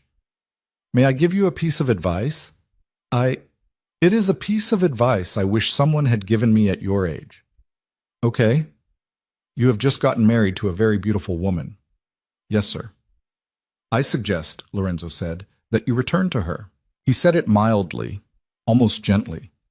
But the word sir, the word Daniel had used without meaning to, without deciding to, the word Daniel Marchetti had not said to another man in probably 15 years, hung in the air between them like a confession. Daniel turned red. He turned back toward the head table. He took one step, then another. He did not look at Isabella. He could not, Isabella understood, look at her. He was at this moment physically incapable of it. She watched him walk back to his wife, watched him sit down too heavily in his chair, watched his new wife put a hand on his arm in a gesture that was supposed to look supportive, and instead looked to Isabella like the hand of a woman steadying herself. Camille, Isabella would understand later, had already begun to lose her new life in that moment. Not in any dramatic way, not in any way that anyone else in the room could see, but the way a rope frays, the way a thin crack appears in glass. Lorenzo, Isabella said quietly. Yes. Thank you. For what? I don't know. For all of it. Come, he said. We will sit. He led her, not to the head table, not to any table at all, but to a small two-top tucked near the edge of the dance floor. It had not been set up for them. A waiter was already there, 2 chairs in hand, an apologetic expression on his face. Lorenzo nodded at him. The waiter set the chairs down. Another waiter appeared, as if from the floor, with 2 place settings, and laid them in less than a minute. They sat. People now could see them from every table in the room, which was, Isabella understood, the point. A bottle of wine appeared. Lorenzo glanced at the label, said something low to the waiter in Italian, and the bottle disappeared and was replaced, 30 seconds later, with a different bottle. This time Lorenzo nodded. The waiter poured 2 glasses and vanished. The band, after a long, uncertain pause, started playing again. Something slow, unoffensive, a kind of musical throat-clearing. The room, slowly, began to unfreeze. Conversations resumed at about a quarter of their previous volume. Knives and forks made careful, deliberate contact with china. A woman laughed somewhere and then clamped down on her own laugh, as if she had remembered, halfway through it, where she was. Isabella picked up her wine glass. Her hand, she noticed, was not shaking. She had expected it to be shaking, but she was suddenly outside of her body, or more inside it than usual. She was not entirely sure which. Lorenzo lifted his glass a quarter inch toward her. "How are you feeling?" he asked. "I don't know. That is fair. I think I'm going to be sick, actually, but not yet. Drink some water first, not the wine." She did. The waiter, invisible and efficient, had already put a glass of ice water at her place. She drank it. Her hand, she noticed distantly, was still not shaking. "Lorenzo." "Yes." "What just happened?" "You walked into a room, that is all. Daniel said sir to you." "Yes." "Daniel has never called anyone sir in his entire life. His own father does not get sir." "Yes." "He's afraid of you." "He is afraid of the idea of me. It is not the same thing." "It looked the same." "That is because he does not know the difference. Most people don't." She looked at him. He was, she realized, not looking at Daniel. He had not, since they had sat down, glanced once toward the head table. He was looking at her. Just her. With those steady gray eyes, unhurried, as if everything else in the room were a small distraction that he had already successfully filed.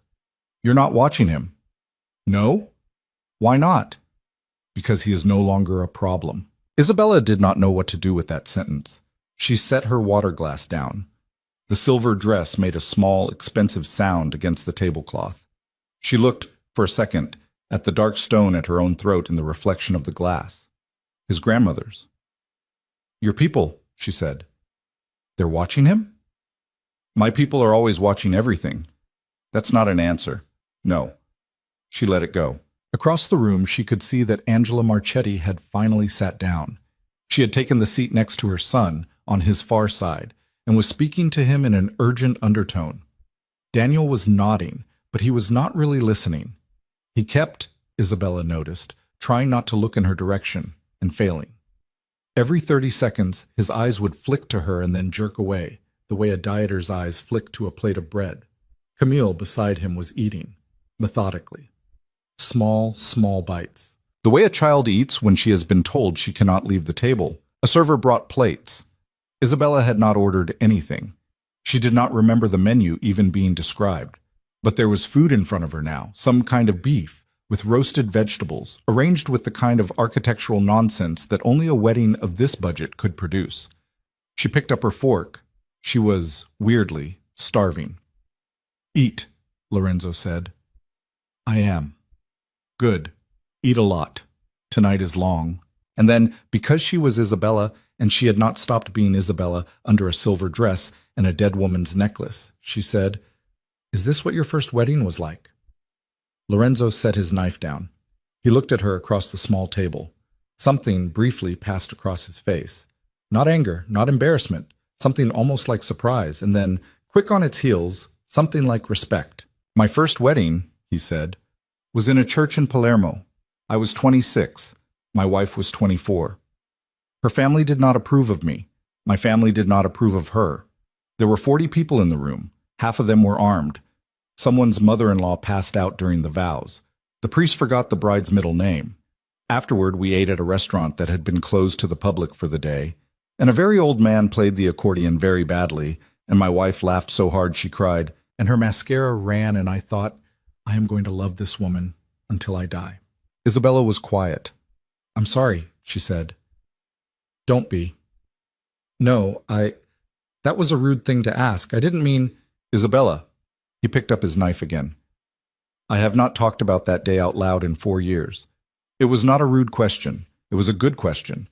You may ask me any question you like. I may not always answer, but do not apologize for the questions. She nodded. She ate the beef. It was good. She had not expected it to be good. She had expected on the basis of the flowers alone that the food would be pretentious and cold. But somebody in the kitchen had done their job honestly. After a while, she said, She really would have liked me? Who? Chiara. Lorenzo's eyes flicked up, held hers. She would have liked you very much. Why? Because she had no patience for anyone who was pretending. I was pretending 10 minutes ago. I was pretending the whole walk across this room. I thought I was going to throw up. No, you were deciding. There is a difference. Elena said the same thing. Elena is correct about many things. Isabella almost smiled. Then, from across the room, a woman screamed. It was not a loud scream. It was the kind of scream you make when you have just burned yourself on a stove. Quick, sharp, cut off. But in a ballroom that was trying very hard to pretend to be normal, it cracked the room open again. Isabella's head snapped up. The scream had come from the head table. Camille was standing. Her chair was pushed back. Her napkin was on the floor. Her hand was covering her mouth. Daniel was sitting very still, his wine glass halfway to his mouth. He looked confused. An older man, one of Camille's uncles, Isabella thought, though she wasn't certain, was on his feet behind Camille. He was saying something quiet and urgent. Another guest, a woman, had hurried over from the next table. She had her phone out. The wedding planner, the young woman in the black dress with the clipboard, came running down the aisle toward the head table, holding her headset with one hand like it might blow off. Isabella didn't understand. She turned to Lorenzo. Lorenzo was looking, not at the head table, but at the entrance to the ballroom. Standing in the open doorway, flanked by the same wedding planner who had not let them in 20 minutes earlier, were three men Isabella had never seen before. One was in a dark gray suit, two were in navy blazers with small pins on the lapel. They were speaking to the planner. The planner was nodding, rapidly, her face the color of paper. "Lorenzo," Isabella said. "Who are they? Federal agents? What? Treasury, I would guess? Possibly FBI. I cannot tell from here." "What? Why did you—" "I did not," Lorenzo said. His voice was very calm. He set his fork down. He folded his napkin, once, deliberately, and laid it on the table. "I had nothing to do with this." "Then why are they—" "I would guess," Lorenzo said, "that Mr. Whitfield is having a bad evening." "Camille's father?" "Yes." "Why would federal agents come to a wedding to talk to Camille's father?" "Isabella." He looked at her. "Camille's father is an investment banker. He has been an investment banker for 35 years. Nobody makes the kind of money Camille's father has made honestly. I have known this about her father for over 10 years. Everybody in this room over the age of 50 has known this about her father for over 10 years. The only thing I find surprising is that it took this long." "You're telling me they're arresting him? At his daughter's wedding?" "I'm telling you that they are here. I'm not telling you why. We will find out." Across the room, one of the agents had stepped into the ballroom. He was walking, not fast but not slow, toward the head table. Several people at the tables he passed were pulling out their phones. One man stood up and left very quickly, without looking back. Isabella saw him hit the doors and go through them and not slow down. Whatever he had at stake, it was apparently too much to watch. At the head table, a second scream. Not Camille this time. Her mother. A tall, thin woman in a silver dress very similar to Isabella's, who had been sitting quietly at the far end of the table, stood up and said, in a voice that carried, "What is happening? What is happening?" The agent reached the head table. He did not go to Daniel. He did not go to Camille. He stopped beside the chair of Camille's father, a heavy-set man named Theo Whitfield, who had been in the middle of a bite of bread pudding. Theo Whitfield looked up. His face did not, at first, change. The man had been a banker for 3.5 decades. He had trained his face for moments like this. But the skin under his eye on the left side twitched once. The agent bent down. He said something quiet. Theo Whitfield set down his fork. He looked for one small moment at his daughter across the table. Camille, who had sat back down, had her fingers pressed to her lips. Tears were standing in her eyes. Not pretty tears. Real ones. "Dad?" she said. "It's fine, honey." His voice was hoarse. "Sit down. Enjoy your reception. This is—" He looked at the agent. "This is a misunderstanding. We are going to clear this up." "Sir," the agent said a little louder, "you need to come with us now. May I bring my wine?" "No, sir." "May I finish—" "Sir." Theo Whitfield sighed, a deep, tired sigh. He stood up. He set his napkin on his chair. He did not put his hands behind his back. He did not need to. The agent did not cuff him. They were, at least, not going to cuff him in front of his daughter. Small mercy. There would be cameras outside. That was where the cuffs would go on. He walked, with 2 agents on either side of him, down the long aisle back toward the doors. As he passed Isabella and Lorenzo's small table, he glanced at Lorenzo. There was a second, barely a second, of eye contact. Theo Whitfield did not nod. He did not speak. But Isabella saw something pass between them. Not surprise, not hatred. A kind of resigned, mutual, adult Then he was gone. The ballroom exploded. Not literally. But the polite, managed quiet that had been struggling to hold the room together cracked, and conversations came back all at once, and people were standing and pulling out phones, and the band, which until this moment had been patiently continuing to play their soft, inoffensive background music, finally stopped. The saxophone player put his instrument down. The bandleader muttered something into his mic and signaled the drummer, and the stage went quiet. At the head table, Camille was crying. Really crying now. Daniel had his arm around her awkwardly, but he was not looking at her. He was looking, with a kind of dawning horror, at his mother. Angela Marchetti was saying something to her son, Her thin mouth was moving fast. Daniel kept nodding. His tan, Isabella noticed idly, had gone strange, green underneath. Isabella watched all of this, and slowly, she set down her fork. Lorenzo. Yes. Did you know this was going to happen? He did not answer her right away. He looked at her instead. Fully. For a long time. No, he said finally. I did not know tonight. I knew eventually. You could have warned them. I have been warning them for 10 years. Not with words. But they knew. Everyone knew. They knew. The Marchettis knew. That is why this wedding happened now, Isabella. They were trying to get it done before his indictment came down. A Marchetti-Whitfield marriage. Old money sealing the merger before the bleeding started. They thought they had more time. She stared at him. You're telling me this wedding, my wedding, the one that was supposed to be mine, was a business arrangement to shield her father from prison. It was not the only reason, I am sure. Daniel does love her probably, in his way. Or he loves what she is. But it was a reason, yes. And you knew. I knew they were trying to move fast. I did not know the federal timeline. Isabella was silent for a long moment. So She stopped. I was in the way. Yes, they needed him to marry her. They needed to get the wedding done. And I was the thing he had to get rid of first. Yes. That is why it all happened so fast. That is why he and Camille, 18 months, Lorenzo, they had 18 months behind my back. That is why the timeline was so... Yes. She pressed the heel of her hand against her forehead. I was a scheduling problem. You were a beautiful woman who was in the way of an older woman's plan. Yes. Angela. She laughed. It came out sharp and not entirely sane. Angela Marchetti, she said, broke my life because I was inconvenient. Yes. I thought he cheated on me because he loved Camille. He does love Camille, Isabella. I am sure he does, in whatever small way a man like him loves anything.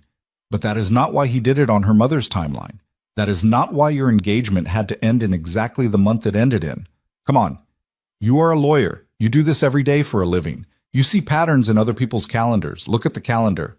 She was looking at the calendar. She had been looking at the calendar in some small back room of her brain since the moment Lorenzo had said investment banker. The dates were already lining up. The pre-engagement party, 21 months ago, that Angela Marchetti had pushed Daniel to move up by 3 weeks. The ring, which Daniel had bought without her, which he had picked out with his mother's help. The sudden bizarre insistence from Angela, 2 months before Daniel had broken it off, that Isabella consider converting for the wedding, a conversation that had made no sense at the time and had, she now understood, been a deliberate pressure point, a way to set up an argument, a way to make the breakup look organic. She had been managed. For 2 years, she had been managed, before she even knew there was a game. Oh, she said quietly. Oh, yes. That is so much worse. Yes. I'm going to be sick. Not here. Yes, I know, not here. They were silent for a minute. The ballroom was now a kind of managed chaos. Angela had stood up and was holding court at the head table, speaking rapidly to her husband, to the wedding planner, to 2 lawyers who had, from somewhere, appeared in neat dark suits. Daniel was still sitting. Camille was gone. She had, at some point, fled. Isabella hadn't seen her go. Lorenzo, Isabella said. Yes. I want to go. Yes. Not home. Not to the house. I don't know where. I just want to leave this building. Yes. He stood. She stood. He did not offer her his arm. He did not need to. She walked beside him, and they crossed the ballroom the way they had crossed it 25 minutes before, and this time the whispers did not stop when they passed.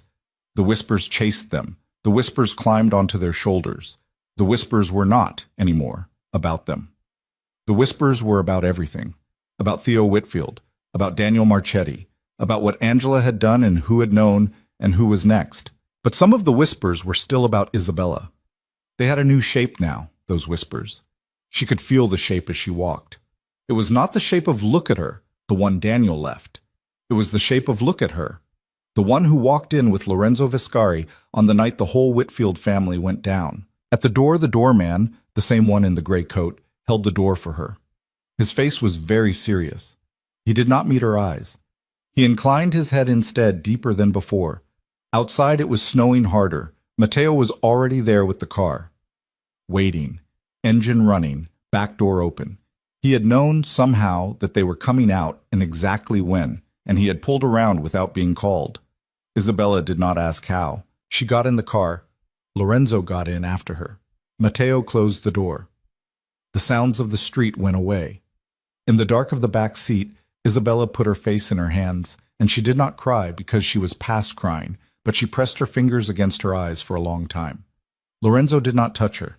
He did not say anything. He simply sat beside her, with one hand on his knee, and let her have the silence.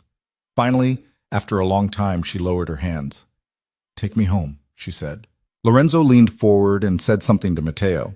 The car pulled out into the snow, and it drove north along the lake, and Isabella Cruz, in a dead woman's necklace, watched Chicago slide past in the glass and realized, with a kind of slow, heavy wonder, that the word home had just come out of her mouth for a house she had been inside of, in total, for exactly 3 hours. The word sat between them in the dark of the car for a long time after she said it. Home. Isabella heard it back in her own head. She heard how it had come out. Not shaky. Not joking. Just the word. The way someone says the word when they are too tired to pick a better one. She waited for Lorenzo to comment on it, or to gently correct her, or to say something dry and careful the way he said most things. He did not. He only watched the snow come down past his window, and after a while said, "Rosa will have made soup." "Soup." "Yes. She always makes soup on Saturdays. It is a habit of hers. You do not have to eat it, but there will be soup." "Okay." She leaned her head against the cold glass and watched the lake go past. She thought a little stupidly that she would probably eat the soup. The drive back up the drive was slower than the drive down had been. The snow was coming in sideways off the lake now, and the plows were out, and the red tail lights of the cars ahead of them made long, wet smears on the pavement. Matteo drove the way he always drove, which was to say, he drove like a man who had grown up in a bad neighborhood and learned the hard way that nothing good happens when you are in a hurry. The car moved north in careful, unhurried increments. Isabella, in the back seat, let herself fall apart. Not visibly. Her face did not do anything. Her hands, folded in her lap over the silver dress, did not move. But inside her chest, something that had been held very tight for almost 30 hours unclenched, slowly, and she felt her body begin to shake in small, invisible ways. She felt her teeth want to chatter. She set her jaw against them. "Lorenzo." "Yes. If I cry, I am going to be very angry at myself." "You do not have to cry. That is not how crying works." "No, you are right. That is not how crying works." He reached across the seat. He did not touch her, but he put his hand, palm up, on the leather between them. An offer, not a demand. She looked at it for a long time. Then, slowly, she put her hand in his. His hand was warm. It was the warmest thing she had touched in 2 days. His fingers closed around hers, firm but not tight, the way you hold the hand of somebody who has just come out of surgery. He did not squeeze. He did not stroke her knuckles. He simply held her hand, and he kept looking out the window. And he gave her the specific gift of not looking at her while she started, in very small, strangled gasps, to cry. She cried for maybe 4 minutes, no longer than that. When she was done, she wiped her face with her other hand because the monogrammed handkerchief was in her bag, and her bag was on the floor, and she could not be bothered to reach for it. "I'm sorry," she said. "For what?" "For," she gestured vaguely at her own face, "for all of this. I barely know you. You are not supposed to be watching me have a breakdown in a car." "Isabella." "What?" "I am the person who gave you permission to have the breakdown. It would be strange if I complained about it now." She laughed. A small, watery laugh. He kept holding her hand. At some point, he said quietly, "You should know. My phone has been ringing since we left the hotel." "Ringing?" "Yes." "About the wedding?" "About a great many things, but yes, primarily the wedding, primarily you." "Oh." By tomorrow morning, the entire city will know the story. There will be a version in which I rescued you from a cruel ex-fiancé. There will be a version in which I arranged the federal raid myself to punish the Whitfields. There will be a version in which you and I have been conducting an affair for 2 years. None of them will be correct. All of them will help us. How do they help us? They give people a story. People who do not know what to do with a real event always reach for the closest story. It is human. It is useful if you are the one whose life is being storied. Lorenzo. Yes. I do not want to be storied. He was quiet a long moment. I know, he said. I am sorry, but you are. The house in Lake Forest was warm. Isabella had not expected to notice the warmth as a specific thing, but she did. She stepped through the front door and the air was different than the air outside. It smelled faintly of wood smoke and garlic and lemon, and it was warm in a way houses are warm when someone has been living in them all day, not in the way hotels are warm, which is warm in the way of machines. Rosa was in the front hall. She had a shawl around her shoulders, and her reading glasses were on a chain, and she had, Isabella noticed, a book in her hand. She had been waiting up. She looked at Isabella's face. She looked at Lorenzo. Madre mia, Rosa said, and left it at that. Rosa, Lorenzo said, she needs something to eat. She needs many things. Come, both of you. Kitchen. She turned and walked down the hall, not waiting to see if they followed. Lorenzo took Isabella's coat and hung it on a carved wooden stand beside the door. He unknotted his own bow tie and slid it off and tucked it in his pocket. He unbuttoned his top collar button. It was a small act, but it changed him somehow. He became, standing there in a tuxedo with his collar open, not a man walking into a wedding, but a man who had already been somewhere and come home. Go, he said. She does not like to be kept waiting. Aren't you coming? In a minute. I need to make a call. Now? At 10 at night? It is morning in certain places. She did not ask. She walked down the hall toward the smell of the kitchen. The kitchen was at the back of the house. It was enormous. An old kitchen with a fireplace at one end and a long butcher block table down the middle and copper pots hanging from a rack overhead.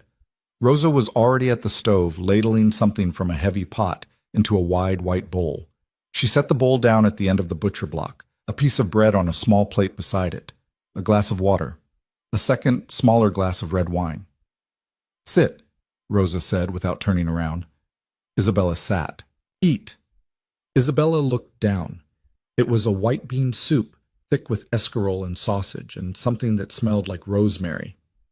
Her stomach turned over. She ate. She ate half the bowl before she realized she had not taken a breath. Rosa had sat down across from her, not eating, just sitting, with her hands folded around a small cup of coffee, watching. Slower, Rosa said. You will make yourself sick. Sorry. Do not apologize for eating. Eat slower. Isabella slowed down. Rosa. Yes. Did you know the Whitfield thing was going to happen tonight? Rosa took a sip of her coffee. No.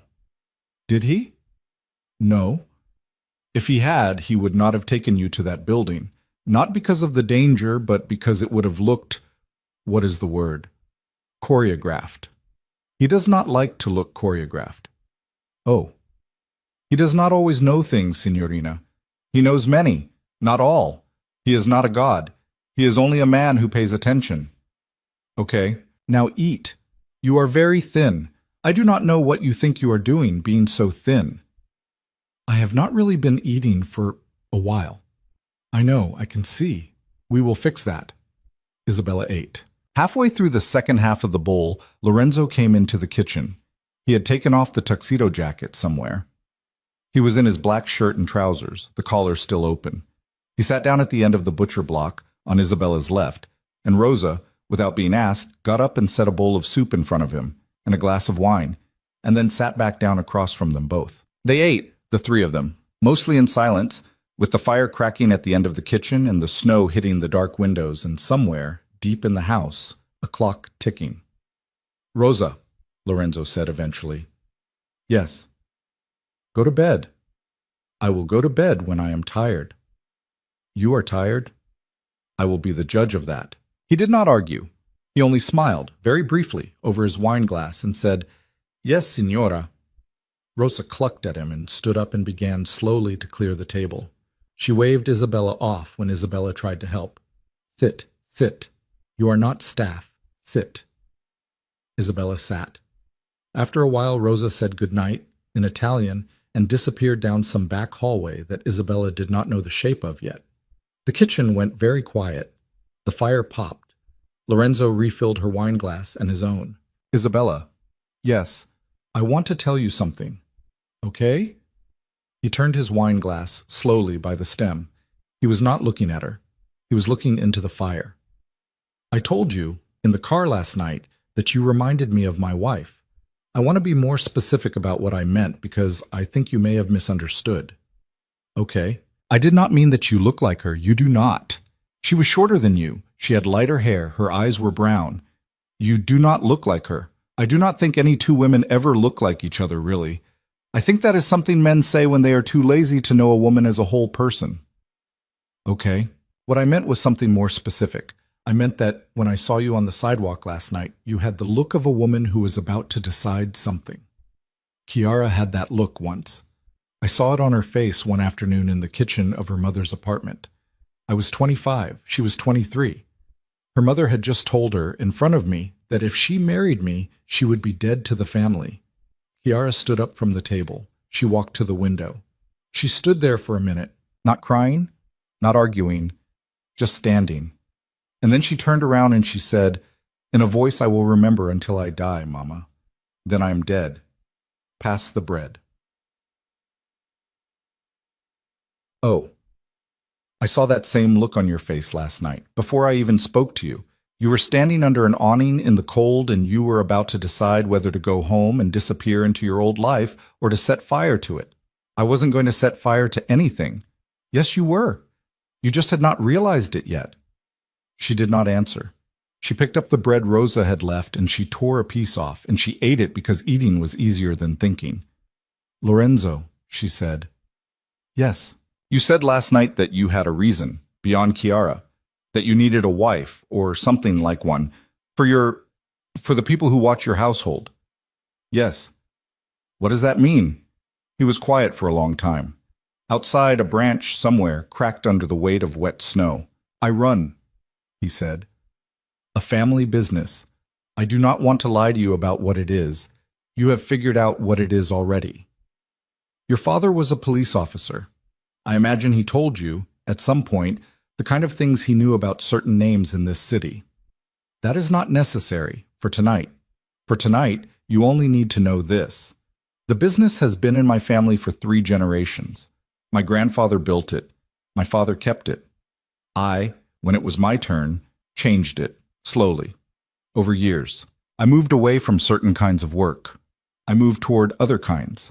Real estate, shipping, legal lending, some of it entirely clean, some of it not. Okay. This does not please everyone in my family. I have a brother. He is older than me by 2 years. He believes the business should be what it was 40 years ago. He believes I have gone soft. He believes, specifically, that since Chiara died, I have lost the, how do I say this? The weight, the presence. He believes I have become a man that other men can walk past without taking off their hat. Has that happened? Yes. And no. It has happened in small ways, ways that matter less than he thinks. But he is not entirely wrong about the shape of it. A man alone is a different thing than a man with a household. Everyone knows this. Nobody says it, but everyone knows it. When I walk into a room alone, some people stop hearing me the way they used to. They think, he will die eventually and have no one to pass it to. We only have to wait.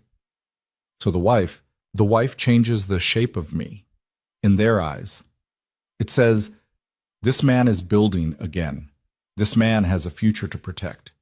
This man is not a widower waiting for the end. Men like my brother understand that shape. It is the only shape they understand. So I am a signal. You are a signal, among other things. What other things? He looked at her. You are a person, he said.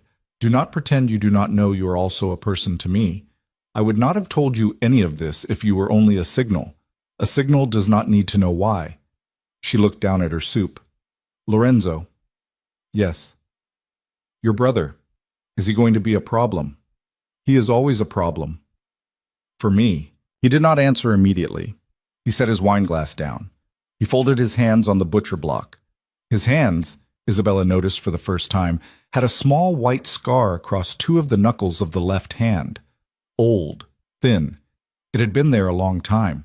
I will not lie to you, he said. He will test you, not physically. He is not stupid, and he is not without rules. He will not hurt you. But he will want to see whether you are real. He will want to embarrass you, if he can.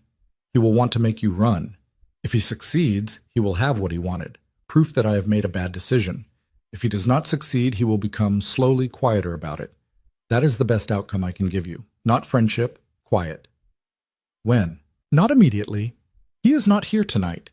He is at a house in Michigan. He will come when he hears, probably within a week. Great. Isabella. Yeah, I know. It's fine. I can do it. I do not want you to do anything. I want you to be exactly who you were tonight. That is all. Who was I tonight? He looked at her. A long look over the fire. You were a woman, he said, who walked into a room where everyone had decided she was nothing, and by the time she walked out, they had all understood they were wrong. That is the woman you need to be in front of my brother. That is the only woman you need to be. You do not need to learn anything. You do not need to be anything more than what I saw tonight. Okay. Okay.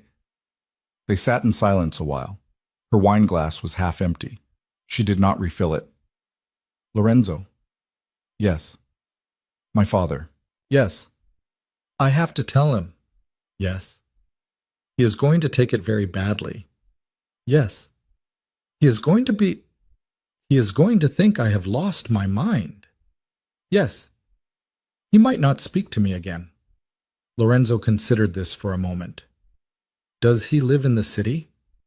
Beverly, the neighborhood, not the one in California. I know the one you mean. He is retired. He lives with my aunt. My mother died 6 years ago, and he moved in with her sister. I would like to meet him. Lorenzo. Not tonight, not tomorrow, but soon. If you're going to stand at my side, Isabella, your father is going to find out from the news within 72 hours, if he has not already. I would rather he find out from you, and I would rather the next thing that happens is that he meets me in his own house with a cup of coffee, and I tell him face to face what I am and what I am not. He's a cop. He was a cop. I know what he was. He will not have coffee with you, Lorenzo. He might not. If he does not, then he does not. I will only have offered. That is all a man can do when he has married a woman into a father's objections. He can offer to sit in a kitchen and answer questions. If the father does not want to sit, then the father does not sit. But he will know the offer was made. She looked at him across the table. You are very used to this, she said. To what? To knowing what to do, in situations that are very strange. No, Isabella, I am not used to this at all. I am making it up as I go. You do not look like you are making it up. That is a skill. It is not the same thing. She slept that night in the bedroom at the end of the long hall. She had told Rosa, before Rosa went to bed, that she would sleep in her own clothes, but Rosa had already put a nightgown on the bed and 2 pairs of clean pajamas in the top drawer of the bureau, and a toothbrush, still in its packaging, on the edge of the sink in the bathroom. There was also, Isabella found, a small stack of books on the bedside table. A novel in English. A novel in Spanish, Cien Años de Soledad, her mother's favorite, which she had not read since her mother died, and a thin book of poems in Italian, which she could not read, but which she picked up anyway and held and put down again. She did not sleep for a long time. She lay on her back in the dark and watched the snow come down past the window. She thought about Daniel's face at the moment he had seen her in the doorway. She thought about Camille crying into her fingers. She thought about Theo Whitfield saying, "May I bring my wine?" She thought about her father, who was almost certainly asleep now in the front bedroom of her aunt's house on Winchester Avenue, with his bad knee propped on a pillow, not knowing yet that his daughter had married into something he had spent his whole career putting handcuffs on. She thought about Lorenzo's hand in the car, She thought about Kiara, who had said, "Mama, then I am dead. Pass the bread." She thought about the word home. Eventually, she slept. She woke at 7:40 to the sound of a lawnmower, which made no sense because it was November and there was 8 inches of snow on the ground. She went to the window. It was not a lawnmower. It was a snowblower far down the long driveway, being pushed by a man in a brown coat who was not the gardener she had seen yesterday. She watched him work for a minute. The sun was just coming up over the lake. The light on the snow was pale pink. There was a knock on her door. "Yes? Breakfast is downstairs when you are ready, Signorina." Rosa. "I'll be down in a minute, thank you." She showered. She put on a pair of jeans and a sweater that she found folded in the wardrobe, her size to within an inch. Of course her size. She did not want to think about the logistics of her size. She brushed her hair. She looked at herself in the mirror over the dressing table. Her face was tired but not broken. Her eyes were still her eyes. She went downstairs. Lorenzo was in the kitchen at the same end of the butcher block, reading a newspaper. A real newspaper. Paper. He looked up when she came in. "Good morning." "Morning. Coffee?" "Please?" Rosa, at the stove, poured her a cup without being asked. Black, strong. There was fruit on the table. There was a plate of small pastries. There was butter in a dish. There was a jar of honey. There was, inexplicably, a bowl of olives. "Olives," Isabella said. "Rosa is from the south," Lorenzo said. "She believes olives are a breakfast food." "Olives are a breakfast food," Rosa said. "I did not say they weren't. I am only explaining." Isabella sat. She drank her coffee. She ate a pastry. She listened to the snowblower in the distance. She watched Lorenzo turn the page of his newspaper, and she thought, in a small, strange, neutral way, "I live here now, apparently." "Lorenzo." "Yes." "The courthouse. Is it really next week?" "Tuesday." "And it's real?" "Yes." "No priest, no dress, just a judge, a piece of paper." "Yes, just a piece of paper. The kind of marriage my mother would have called a cheap one." "Was your first one?" "Yes, in a church." "Okay." She put the pastry down. "Lorenzo." "Yes." "I want to go see my father today." He folded the newspaper. "All right." "And I want to go alone." He considered this. "All right." "Don't send Matteo. I'll take an Uber." "Isabella." "No. I want to walk into my father's house by myself, the way I have walked into my father's house my entire life. I do not want to pull up in a black car with a driver. That is not how I am going to tell him this. I will not do that to him." Lorenzo looked at her for a long moment. "All right," he said. "Okay. But one thing." "What?" "You take a phone. A phone I give you. It has one number in it, mine. If anything happens, you call. And Matteo is at the house in 15 minutes. Not because I do not trust you, because I do not trust the city on the morning after a wedding like last night's." "Fine." "Good." Rosa at the stove made a small sound, almost approving. Isabella ate 2 more pastries. She drank a second cup of coffee. At 9:15, she stood. Her aunt's house was a yellow brick 2-story on a side street in Beverly, with a small fenced yard and a concrete driveway and a statue of a saint in the corner by the rosebush. She stood on the sidewalk for a full minute before she walked up the drive. It had been plowed already, badly, by her father. The plowing was bad because his knees were bad. He would have done it at 6 a.m. with the small shovel, slowly, refusing to ask her aunt's son to help, because her aunt's son was, in her father's private and unspoken opinion, a lazy man. She had grown up watching him plow driveways. She rang the bell. Her aunt opened the door. Tia Mari, a small woman with gray hair and a fondness for brightly colored cardigans. Today's was pink. "Ay, mija." "Hi, tia." Her aunt looked at her. Her aunt looked at her for a long, long time. "You come inside," Tia Mari said. "Your father is in the kitchen. He is reading the paper. He has not said anything, but I think he has seen." "Okay, come." She hung her coat on the hook. She took off her boots. The house smelled, as it always did, of coffee and bleach, and the faint, sweet smell of the air freshener her aunt refused to give up.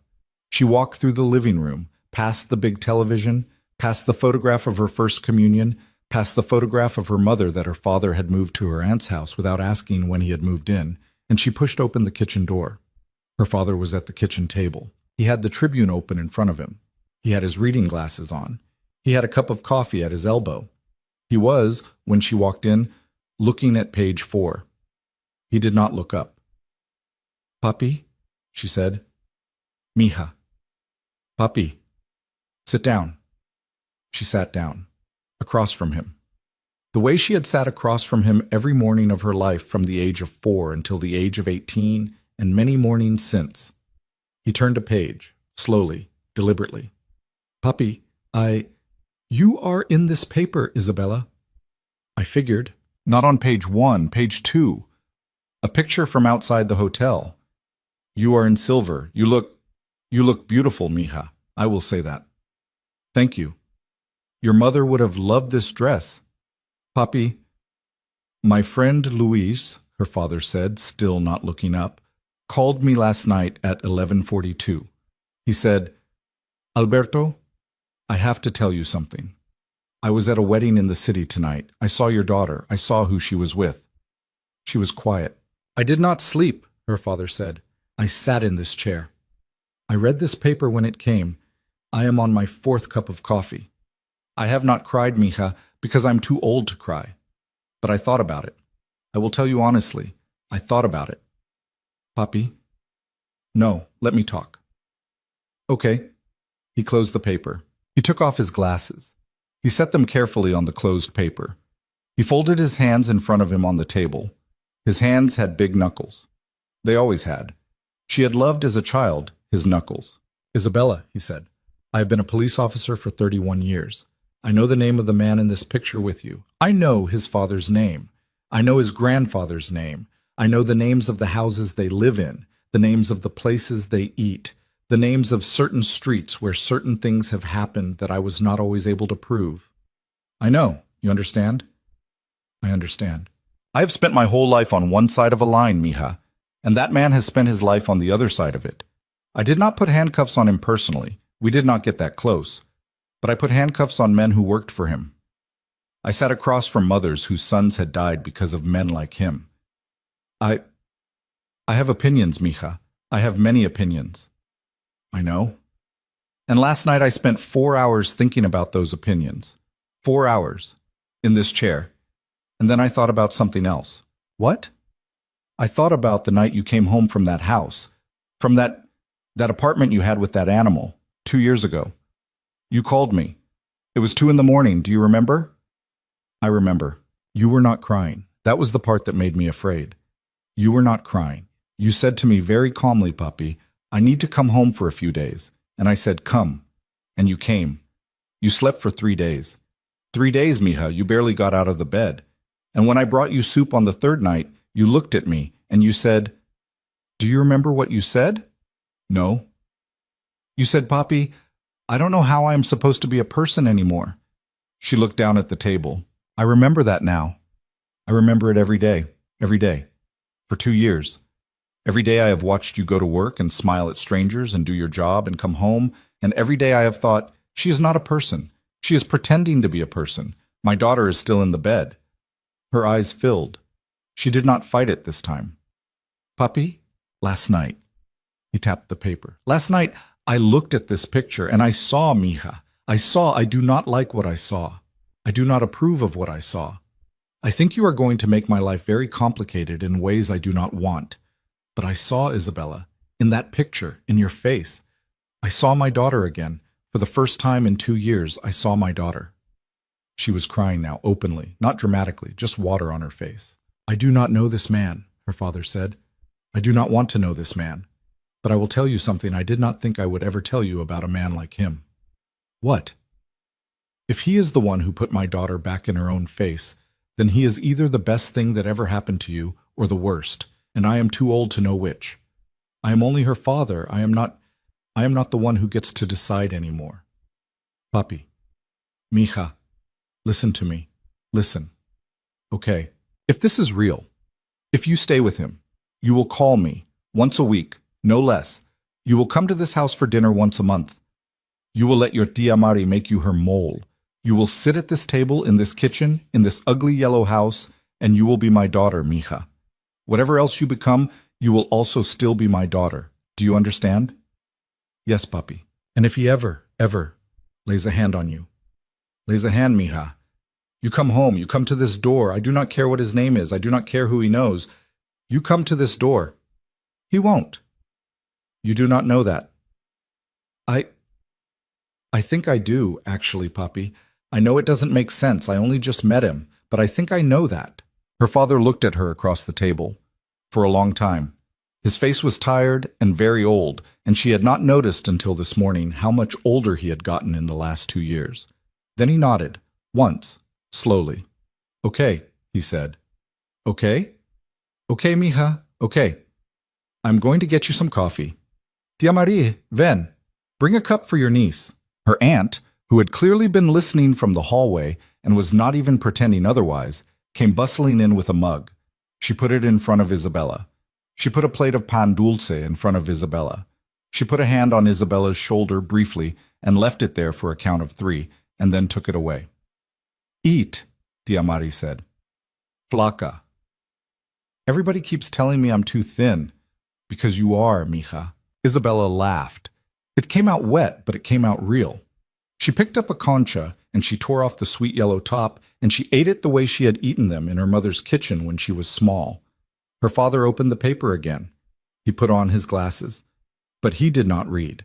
He was watching her eat over the top of the page, watching her eat in his sister's kitchen, watching his daughter eat bread and drink coffee and be, for a few minutes, simply a person in a chair in his house. After a long time, he said, without looking up, "Tell the man he can come for dinner, not this week, next week, Thursday. Tia Mari makes albóndigas on Thursdays." Papi, don't thank me. I'm not doing him a favor. I'm doing it because I want to look in his face. I want to see his face, mija, when I ask him certain things. Tell him that.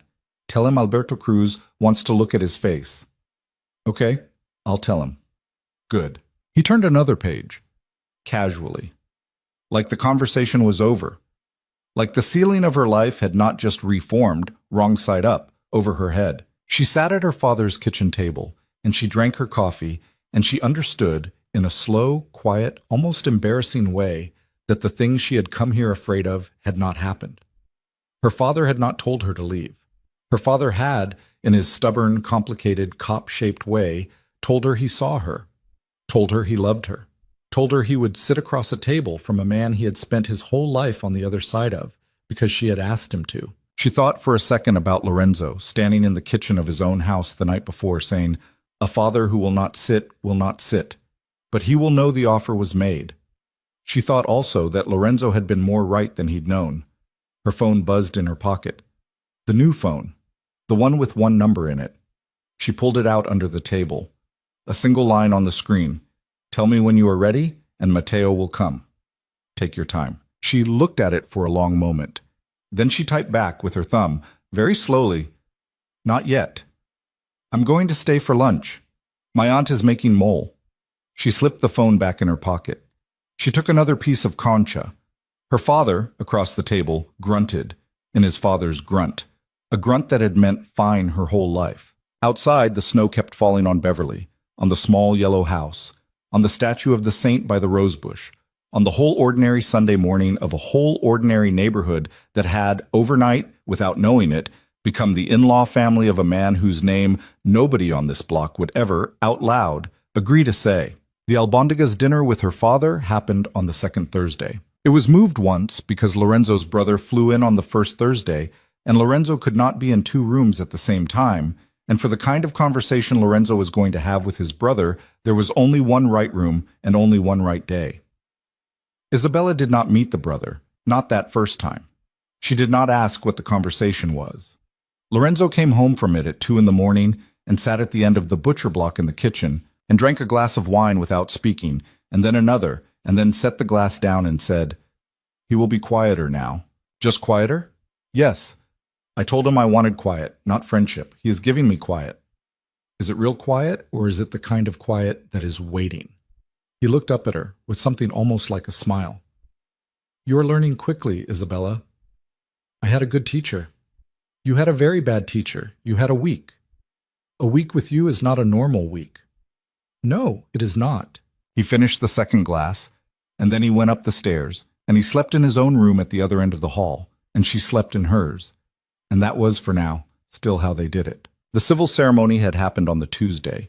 She remembered almost nothing about it, except that the judge was a small, tired woman with a bad cold, and Rosa had cried a little, and Matteo had been serious the whole time, and Lorenzo had held Isabella's hand the way a man holds the hand of a woman he has known for 20 years, not the way a man holds the hand of a woman he has known for 11 days. Afterward, they had gone for lunch at a small Italian place on Taylor Street, where the owner came out of the kitchen and kissed Lorenzo on both cheeks and cried, a little, into his apron, and would not let anyone pay.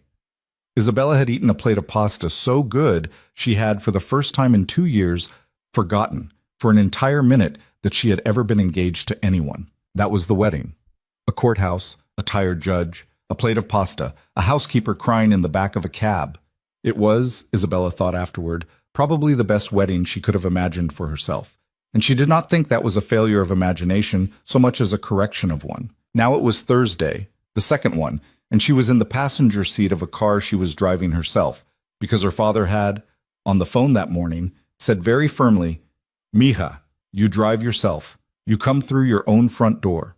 So Matteo, over his patient objections, had stayed at the house, and Lorenzo, beside her in the passenger seat, had been looking out the window in silence for the last 7 minutes, because he had, she was beginning to realize, nerves. Lorenzo Viscari had nerves. "You're tapping your thumb," she said. He looked down at his hand. He stopped tapping. "I did not notice. You've been doing it since we got on the expressway." "Then I will stop." "It's okay. I like it. It's reassuring." "That I am nervous." "Yes." "That is a strange thing to find reassuring, Isabella." "Is it? My father has hated every man I have ever introduced him to. It is nice to know that at least one of them is going into it with realistic expectations." He smiled. Not the small, careful smile. A real one. It was rare enough that she noticed every time. "What is he going to ask me?" Lorenzo said. "Everything." "Be more specific." "He is going to ask you what your job is. Do not lie to him. He has been lied to by better liars than you." "I do not intend to lie to him." "Good." "He is going to ask you how old you are, even though he already knows. He is going to ask you whether you were ever arrested, even though he already knows. He is going to ask you whether you go to church. The correct answer is honest. If you are, say you are. If you are not, say you are not. "I am not." "Then say you are not." "All right." "He is going to ask you about Chiara." Lorenzo went still. "I'm sorry," Isabella said, "but he is. He'll ask. He'll do it carefully. He won't be cruel about it, but he'll want to know." "What does he want to know?" "He'll want to know if you are a man who is using me to replace a dead woman. He'll want to hear you say you are not." "I am not." "I know, but he needs to hear you say it." Lorenzo nodded once and looked out the window again. The exit for 95th Street was coming up. Snow was heaped along the shoulder in long gray-brown piles.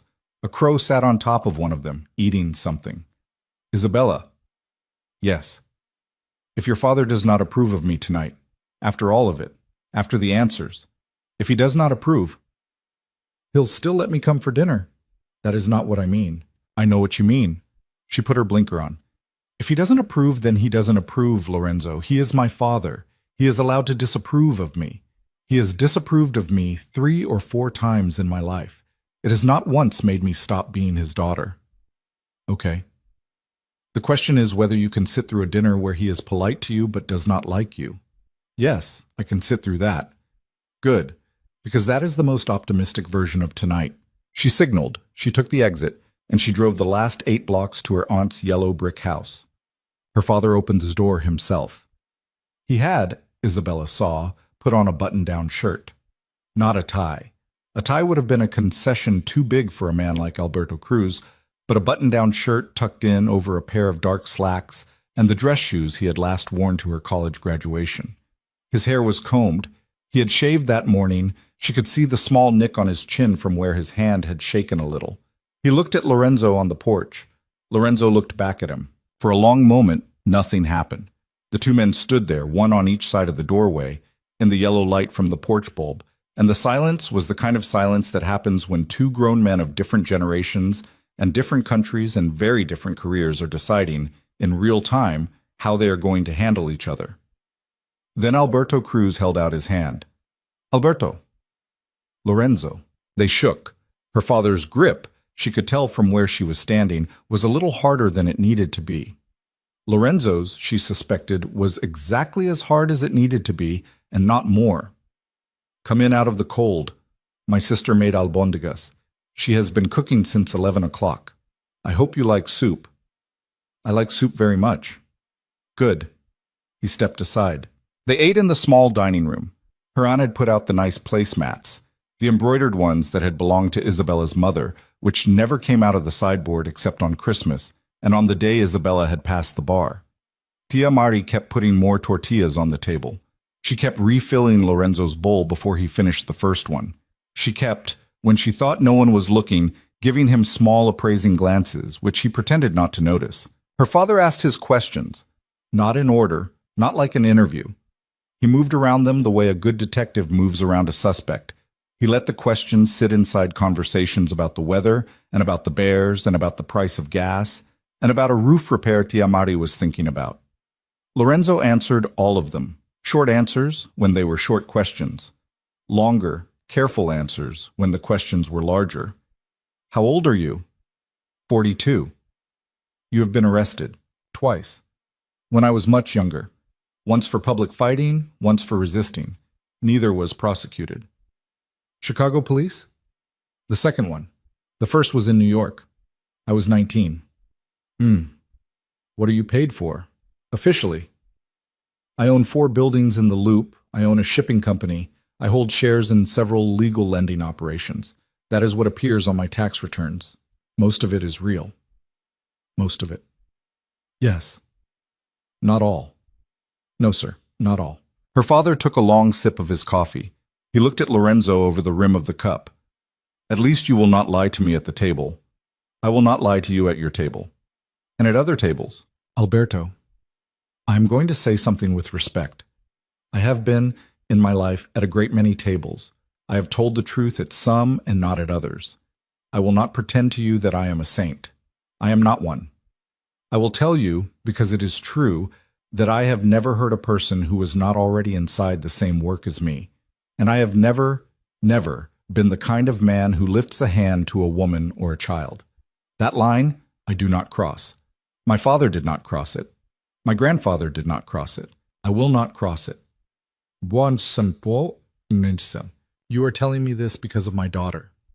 I am telling you this because you asked. I did not ask. I was about to. Yes, I know, so I answered ahead. Her father grunted. It was the same grunt from the kitchen on that first Sunday. The grunt that meant fine. Isabella watched the grunt happen, and she watched her father pick up a piece of bread and dip it in the soup. And she understood, in a small, slow way, that her father had just let the biggest thing he was ever going to let happen. At this table, happen. Everything else in the evening, whatever else was said, would only be paperwork. Chiara, her father said. Lorenzo set down his spoon. Yes. Your first wife? Yes. Tell me about her. Lorenzo looked at his bowl. Then, slowly, he looked up. Not at Alberto, at Isabella. Just for a second. Then back at her father. She was 23 when I married her. She was 33 when she died. We were married 10 years. She wanted children. We could not have them. That was the thing we did not get to have. It broke her a little and it broke me a little. It did not break us. She died in a hospital on a Tuesday afternoon. It was a cancer that her mother had also had. She knew for a long time she was going to have it. She never complained. She said once, very near the end, Lorenzo, I am sorry, I'm going to leave you by yourself. And I said, Chiara, you are not leaving me. You are only going first. And she died about 8 hours after that. That was 4 years ago in June. Her father was quiet. You loved her, he said. Yes, I did. You still do? Yes. I will not lie to you. A person does not stop being somebody you loved because they are dead. No, they do not. I mention this because your daughter has asked me whether you were going to wonder if I am using her to replace Kiara. I want to answer before you ask. I am not. I cannot replace Kiara. Nothing replaces Kiara. Kiara is a room in my life that is still furnished. I walk past it sometimes. I do not live in it. I have chosen, in the last 10 days, to live somewhere else, in a different room, with your daughter. That is all I can tell you. It will either be enough for you, or it will not. Her father looked at him for a long time. He picked up his coffee. He took a sip. He set it down. My wife, Luz, died in a hospital also, he said, 6 years ago. A stroke. No warning. She went to the store in the morning, and in the afternoon she was gone. I did not live in our house after that. I moved in with my sister. I do not have another woman. I am 71 years old, and I am not going to. But I understand what you said. About the room, about the furniture, about the living somewhere else. Yes. So, all right. All right? All right. I have heard you. I do not like it. I do not like any of what you are. I do not like what you do for a living, and I do not like what it means for my daughter's life. But I have heard you, and I believe you, and that is a thing I did not know if I was going to be able to say tonight. So, pass the soup. Tia Mari, more albóndigas. The man is thin. Give him more. I am not thin, Alberto. In this house, everyone is thin until they have been fed 3 times. Eat. Isabella did not cry at the table, but she came very close. Later, on the porch, while Lorenzo was saying goodbye to Tia Mari, her father put his hand on Isabella's elbow. Mija. Yes, papi. He is not a good man. I know. I did not expect him to admit that as honestly as he did. I didn't either, actually. A man who will tell you he is not a good man is not the worst kind of man. The worst kind is the one who thinks he is. Daniel was that kind. Daniel was many kinds, none of them good. He is, you have heard. I have heard. His mother is selling the summer house. His father is trying to separate his name from the Whitfields on paper. They are all going to be all right, of course. People like them are always all right. They will lose some furniture and some friends, and they will be fine. But that boy is not going to have the life he was promised. I will tell you honestly, Mija, I am not sorry about that. I know I am not supposed to say that, but I am not sorry. Neither am I. Good. Papi. Yes. Thank you for tonight. Do not thank me. Come back. Next month. I will. Bring him. Okay? And Mija. Yes. When you have a child, if you have a child, you bring that child to this house. You bring that child to this house, and you put it on my lap, and I do not care what his father does for a living. That child is a Cruz. You understand? Yes, papi. Go. She went. In the car, Lorenzo did not speak for a long time. She drove out of Beverly. She got onto the expressway. She drove past the skyline in the dark, the buildings that had for years been the city of strangers who did not see her, and now were still that, and always would be, but differently. She did not live in that city anymore. She lived in a house in Lake Forest with a kitchen that smelled like garlic, and a fire that was, she suspected, going when she got home. Eventually, Lorenzo said, "Your father is a serious man." Yes. He was a better detective than he will ever tell you. Probably. He asked the right questions in the right order. That is a thing you cannot teach. Papi was always good. He loves you very much. Yes. Isabella. Yes. When he said the thing about the child, I saw your face. Oh. I am not pressing you. I am only saying, I saw it. I want you to know I saw it. Okay. Do you want that? She was quiet for a long time. A plow truck passed them on the left, throwing slush. I don't know, she said. I haven't let myself want anything in 2 years. I don't know what I want yet. That is fair? Do you want it? I wanted it once, with Kiara. When it did not happen, I stopped wanting it because it seemed cruel to her to keep wanting it. After she died, I did not want it for a long time because wanting it felt like a betrayal. And now, he was quiet. I do not know either, he said. I would have to let myself find out. I have not yet. Okay. Okay. The car was warm. The snow was light now, not the heavy stuff of the first night, just a thin, silvery swirl in the headlights. She drove. He watched the road. After a while, he put his hand on her thigh, briefly, just above her knee, and then took it away because she was driving, and he did not want to distract her. It was the first time he had touched her without a reason. She noticed. She did not say anything, but she noticed. 3 months later, a woman named Camille Whitfield Marchetti, that was the hyphenation the magazines had given her, though she had tried and failed to get them to just say Marchetti, sat down at a corner table at a coffee shop on Wells Street, and she waited. She had asked Isabella for the meeting, twice. The first ask in January, Isabella had ignored. The second ask in February had been different. Camille had written it on a piece of stationery, in handwriting, and mailed it to Isabella's old apartment, which still had a forwarding address. The note had said only, "Is. I'm not asking for anything. I just want to say one thing to your face, 1 cup of coffee, anywhere, anytime. I will come wherever you are. See." Isabella had sat with the note in her hand for a week. Then she had agreed. Lorenzo had not approved. Lorenzo had, in fact, said the word no out loud in the kitchen, which he almost never did, and then he had closed his mouth very deliberately, and he had said, "Isabella, this is your business. I am telling you I do not like it. I am not telling you what to do. I know. If she brings anyone, if anyone is within a block of that coffee shop who is not her, if you see a single Marchetti cousin within a mile, you get up, you leave. Okay. And Matteo will be outside. Lorenzo, in a car, across the street, not inside. He will not look at her. He will not speak to her. He will only be there. Okay. Now, at 2:10 on a Wednesday in February, Isabella walked into the coffee shop, and Camille looked up from the corner table. And the look on Camille's face was the look of a woman who had not slept properly in 100 days. She had lost weight. She had lost the good weight, the weight a healthy woman has on her face, the softness under the eyes. Her hair was pulled back. She was not wearing any makeup. She had a coffee in front of her that she had not drunk. Isabella sat down. "Thanks for coming," Camille said. Her voice cracked a little. She cleared her throat. I did not know if you would."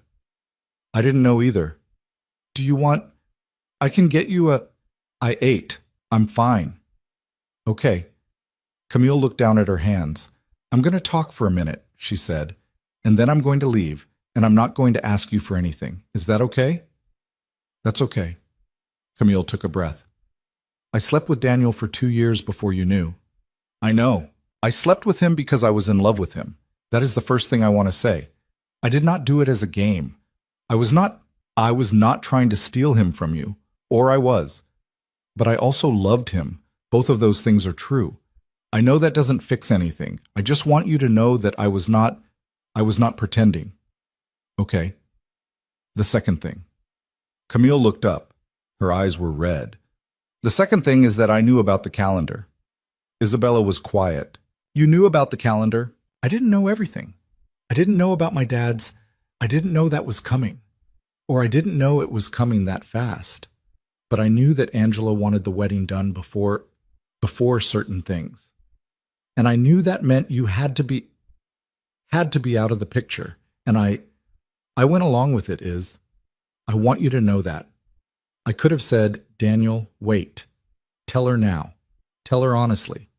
I could have told him to tell you, and I didn't. I let him do it the way he did it. I let him drag it out. I let him lie. I let him hurt you, I watched him hurt you, and I told myself it was okay because I was going to get him at the end." "Why are you telling me this?" "Because I can't not. That's not a reason." I know. Then, because I owe you the truth. Even if you don't want it, even if it doesn't matter. You gave me 15 years of your life. You were my best friend since we were 12. I sat at your grandmother's funeral. You sat at my brother's. I owe you the truth. Not in exchange for anything. I just owe it. Isabella looked at her for a long time. You're going to get divorced. Yes. When? Probably in the summer. His lawyers are trying to get the paperwork clean so his family can pretend it was always going to happen. And then I don't know. I don't have my dad's money anymore, or I have some of it. Whatever they haven't seized, I will be fine, but I will not be what I was. No. I'm not asking you to pity me.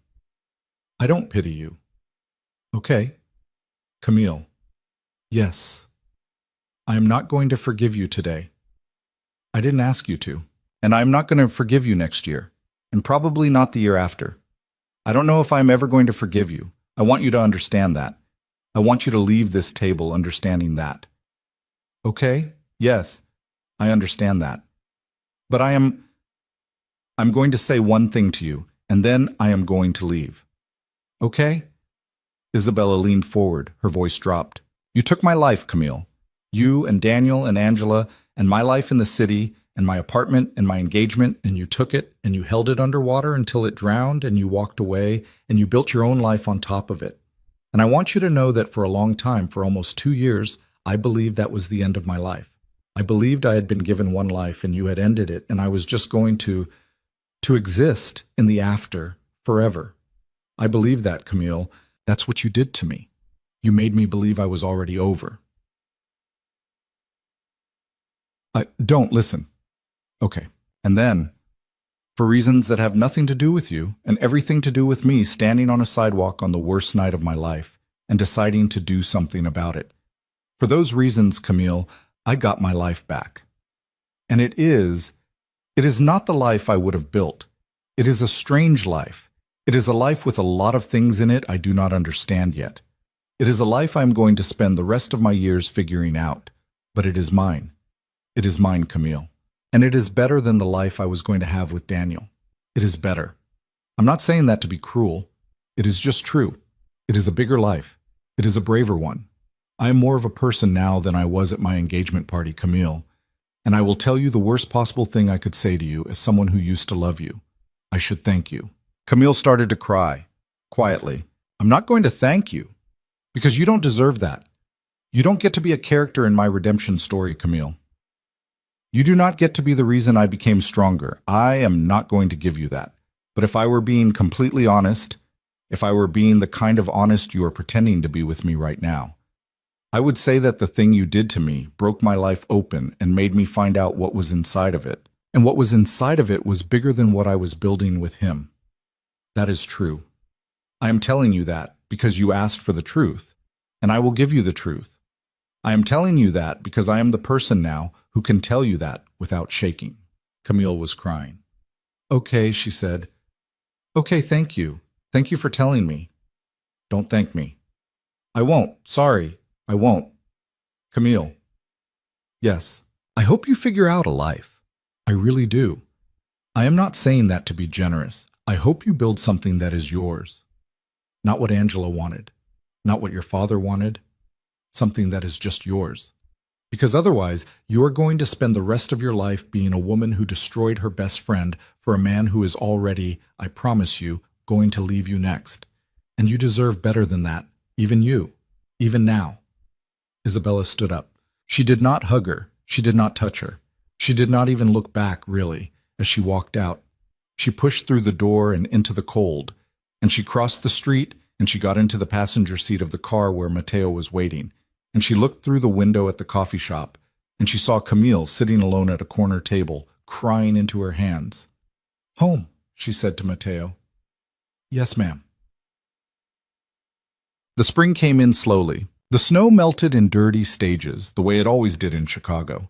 An honest thaw for 3 days, a new storm for 1, a thaw for 3 more. By April, the gardens behind the house in Lake Forest were starting to show green. By May, Rosa was yelling at the gardener about the rose bushes again. By June, Isabella had her own law practice, quiet, working out of a small office above a bakery on North Clark. Only 3 clients, all of them hers, none of them Vescari business. Lorenzo had asked once whether she wanted him to send her clients. She had said no. He had nodded and never asked again. The brothers stayed quiet. The Marchetti family sold the house on the North Shore. Angela Marchetti stopped being invited to certain luncheons and then to certain charity boards, and then eventually to most things. She still had money. She still had the apartment on Astor Street. But a certain kind of social gravity that had held her in place her entire life had quietly stopped working.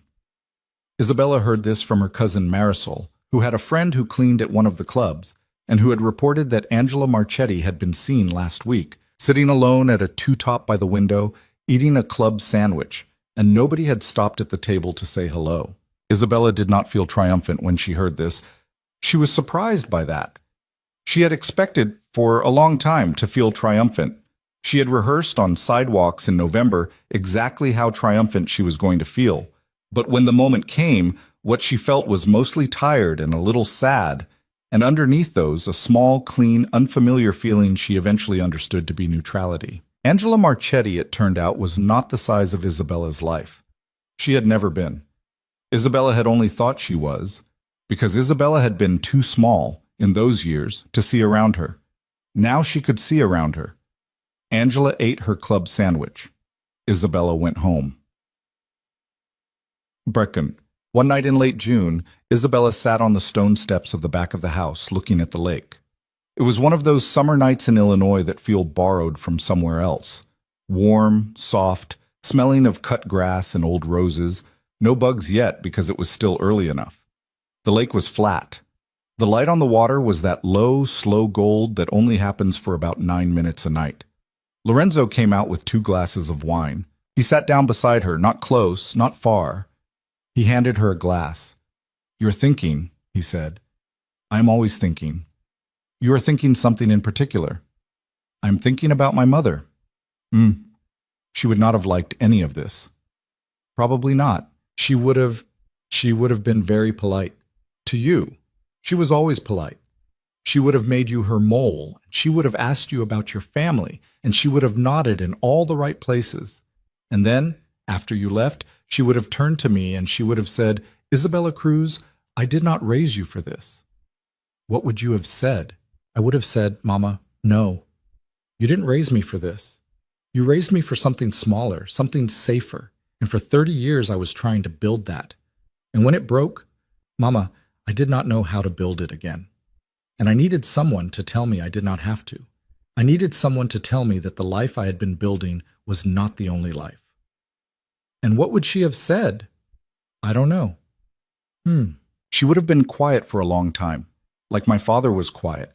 And then she would have said, "Mija, I still do not like it. I still wish you were not doing it. But if you do it with your eyes open. You do it without lying to yourself. And if the man ever makes you small, if he ever looks at you the way Angela Marchetti looked at you, you do not stay. You do not stay to be comfortable. You do not stay because it is easier. You stay only if he looks at you the way a man looks at a woman he would die next to. And if he stops looking at you that way, Mija, you leave before he notices. That is my rule. That was my rule with your father. That was my rule in every house I ever worked in. That is my rule for you."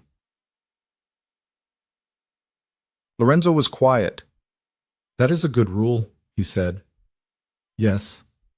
I will try to not stop looking at you that way." "That is not something you can promise." "No, it isn't. I know that. I will still try." "Okay." They drank their wine.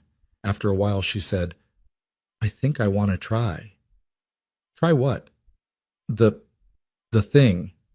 The other room. The one you were going to let yourself find out about." He did not look at her. He looked at the lake. "Isabella." "Yes." "Are you sure?" "No."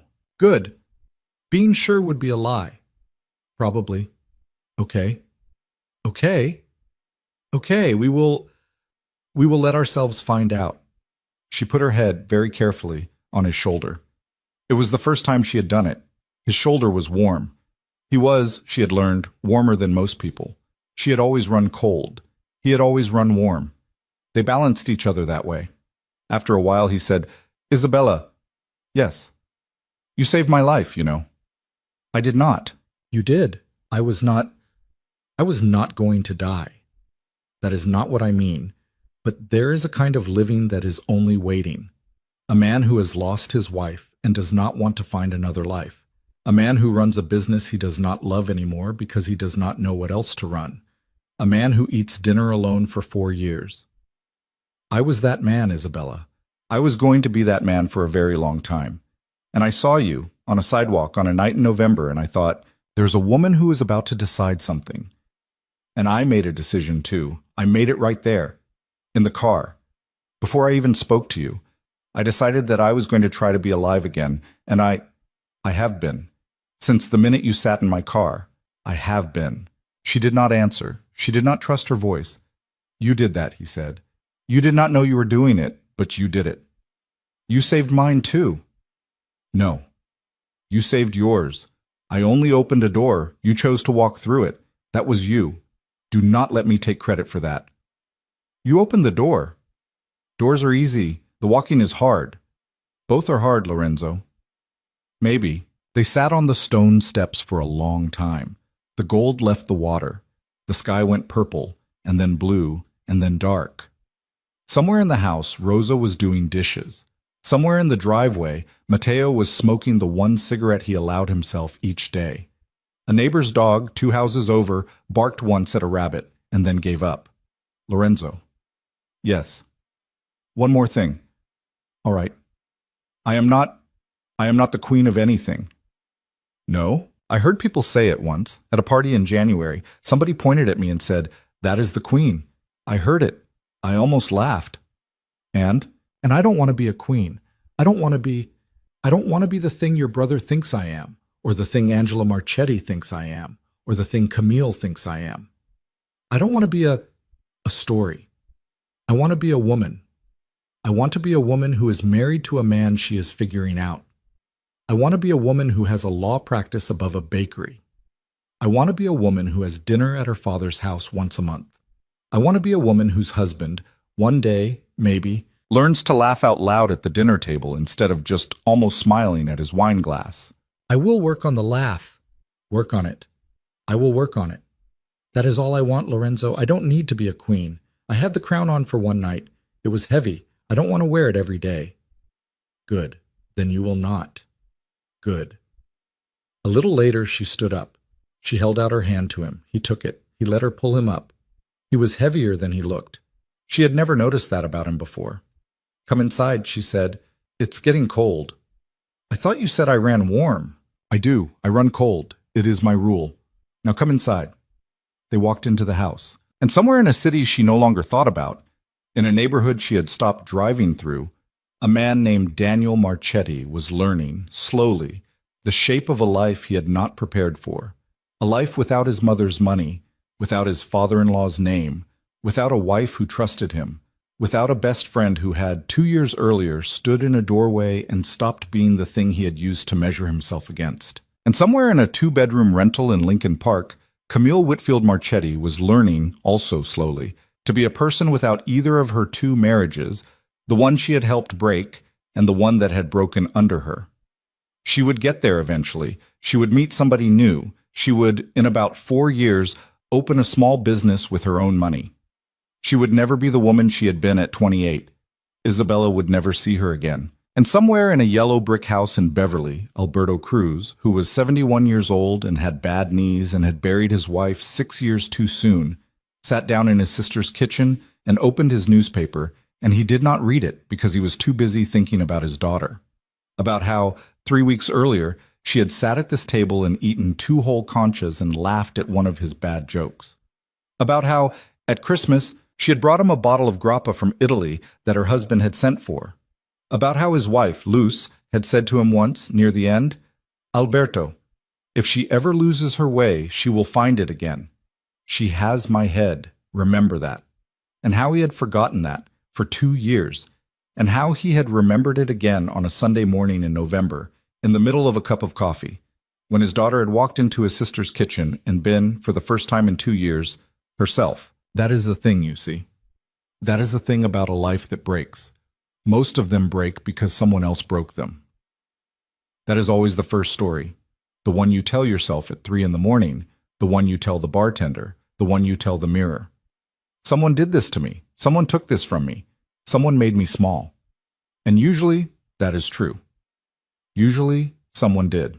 But the second story, the quieter one, the one you have to live a little longer to get to, is that the breaking was not the end of the life. The breaking was the end of a life, the one you had been building, the one that had been probably too small for you all along. And after the breaking, if you are lucky, and if you are stubborn, and if the right stranger stops his car on the right sidewalk on the right November night, you get to decide what comes next. Not who you are waiting for, not who you are performing for, not who you are trying to make jealous or sorry or afraid. Just what comes next. Isabella Cruz did not become a queen. That was a thing the magazine said briefly for a season, and then stopped saying because it was never really true, and the people who had said it moved on to saying other things about other women they did not know. Isabella Cruz became a woman, a specific one, a woman with a law office above a bakery, and a husband she loved for reasons that took her years to learn, and a father she called every Sunday, and a memory of another life that had been taken from her and that she did not, in the end, miss. She had thought for a long time that she would miss it forever. She did not. She missed pieces of it, her mother, a certain apartment, the girl she had been before Daniel. But she did not miss the shape of the life itself. The shape had never really fit. What had fit, it turned out, was not a crown, and not a revenge, and not a story. What had fit was a porch step at sunset, and a glass of wine she did not finish, and the shoulder of a man who ran warm when she ran cold, and a decision she had made once on a sidewalk under an awning when she was out of every other option, and so, for the first time in her life, she chose the option she had never let herself consider, the option where she was the one who got to decide.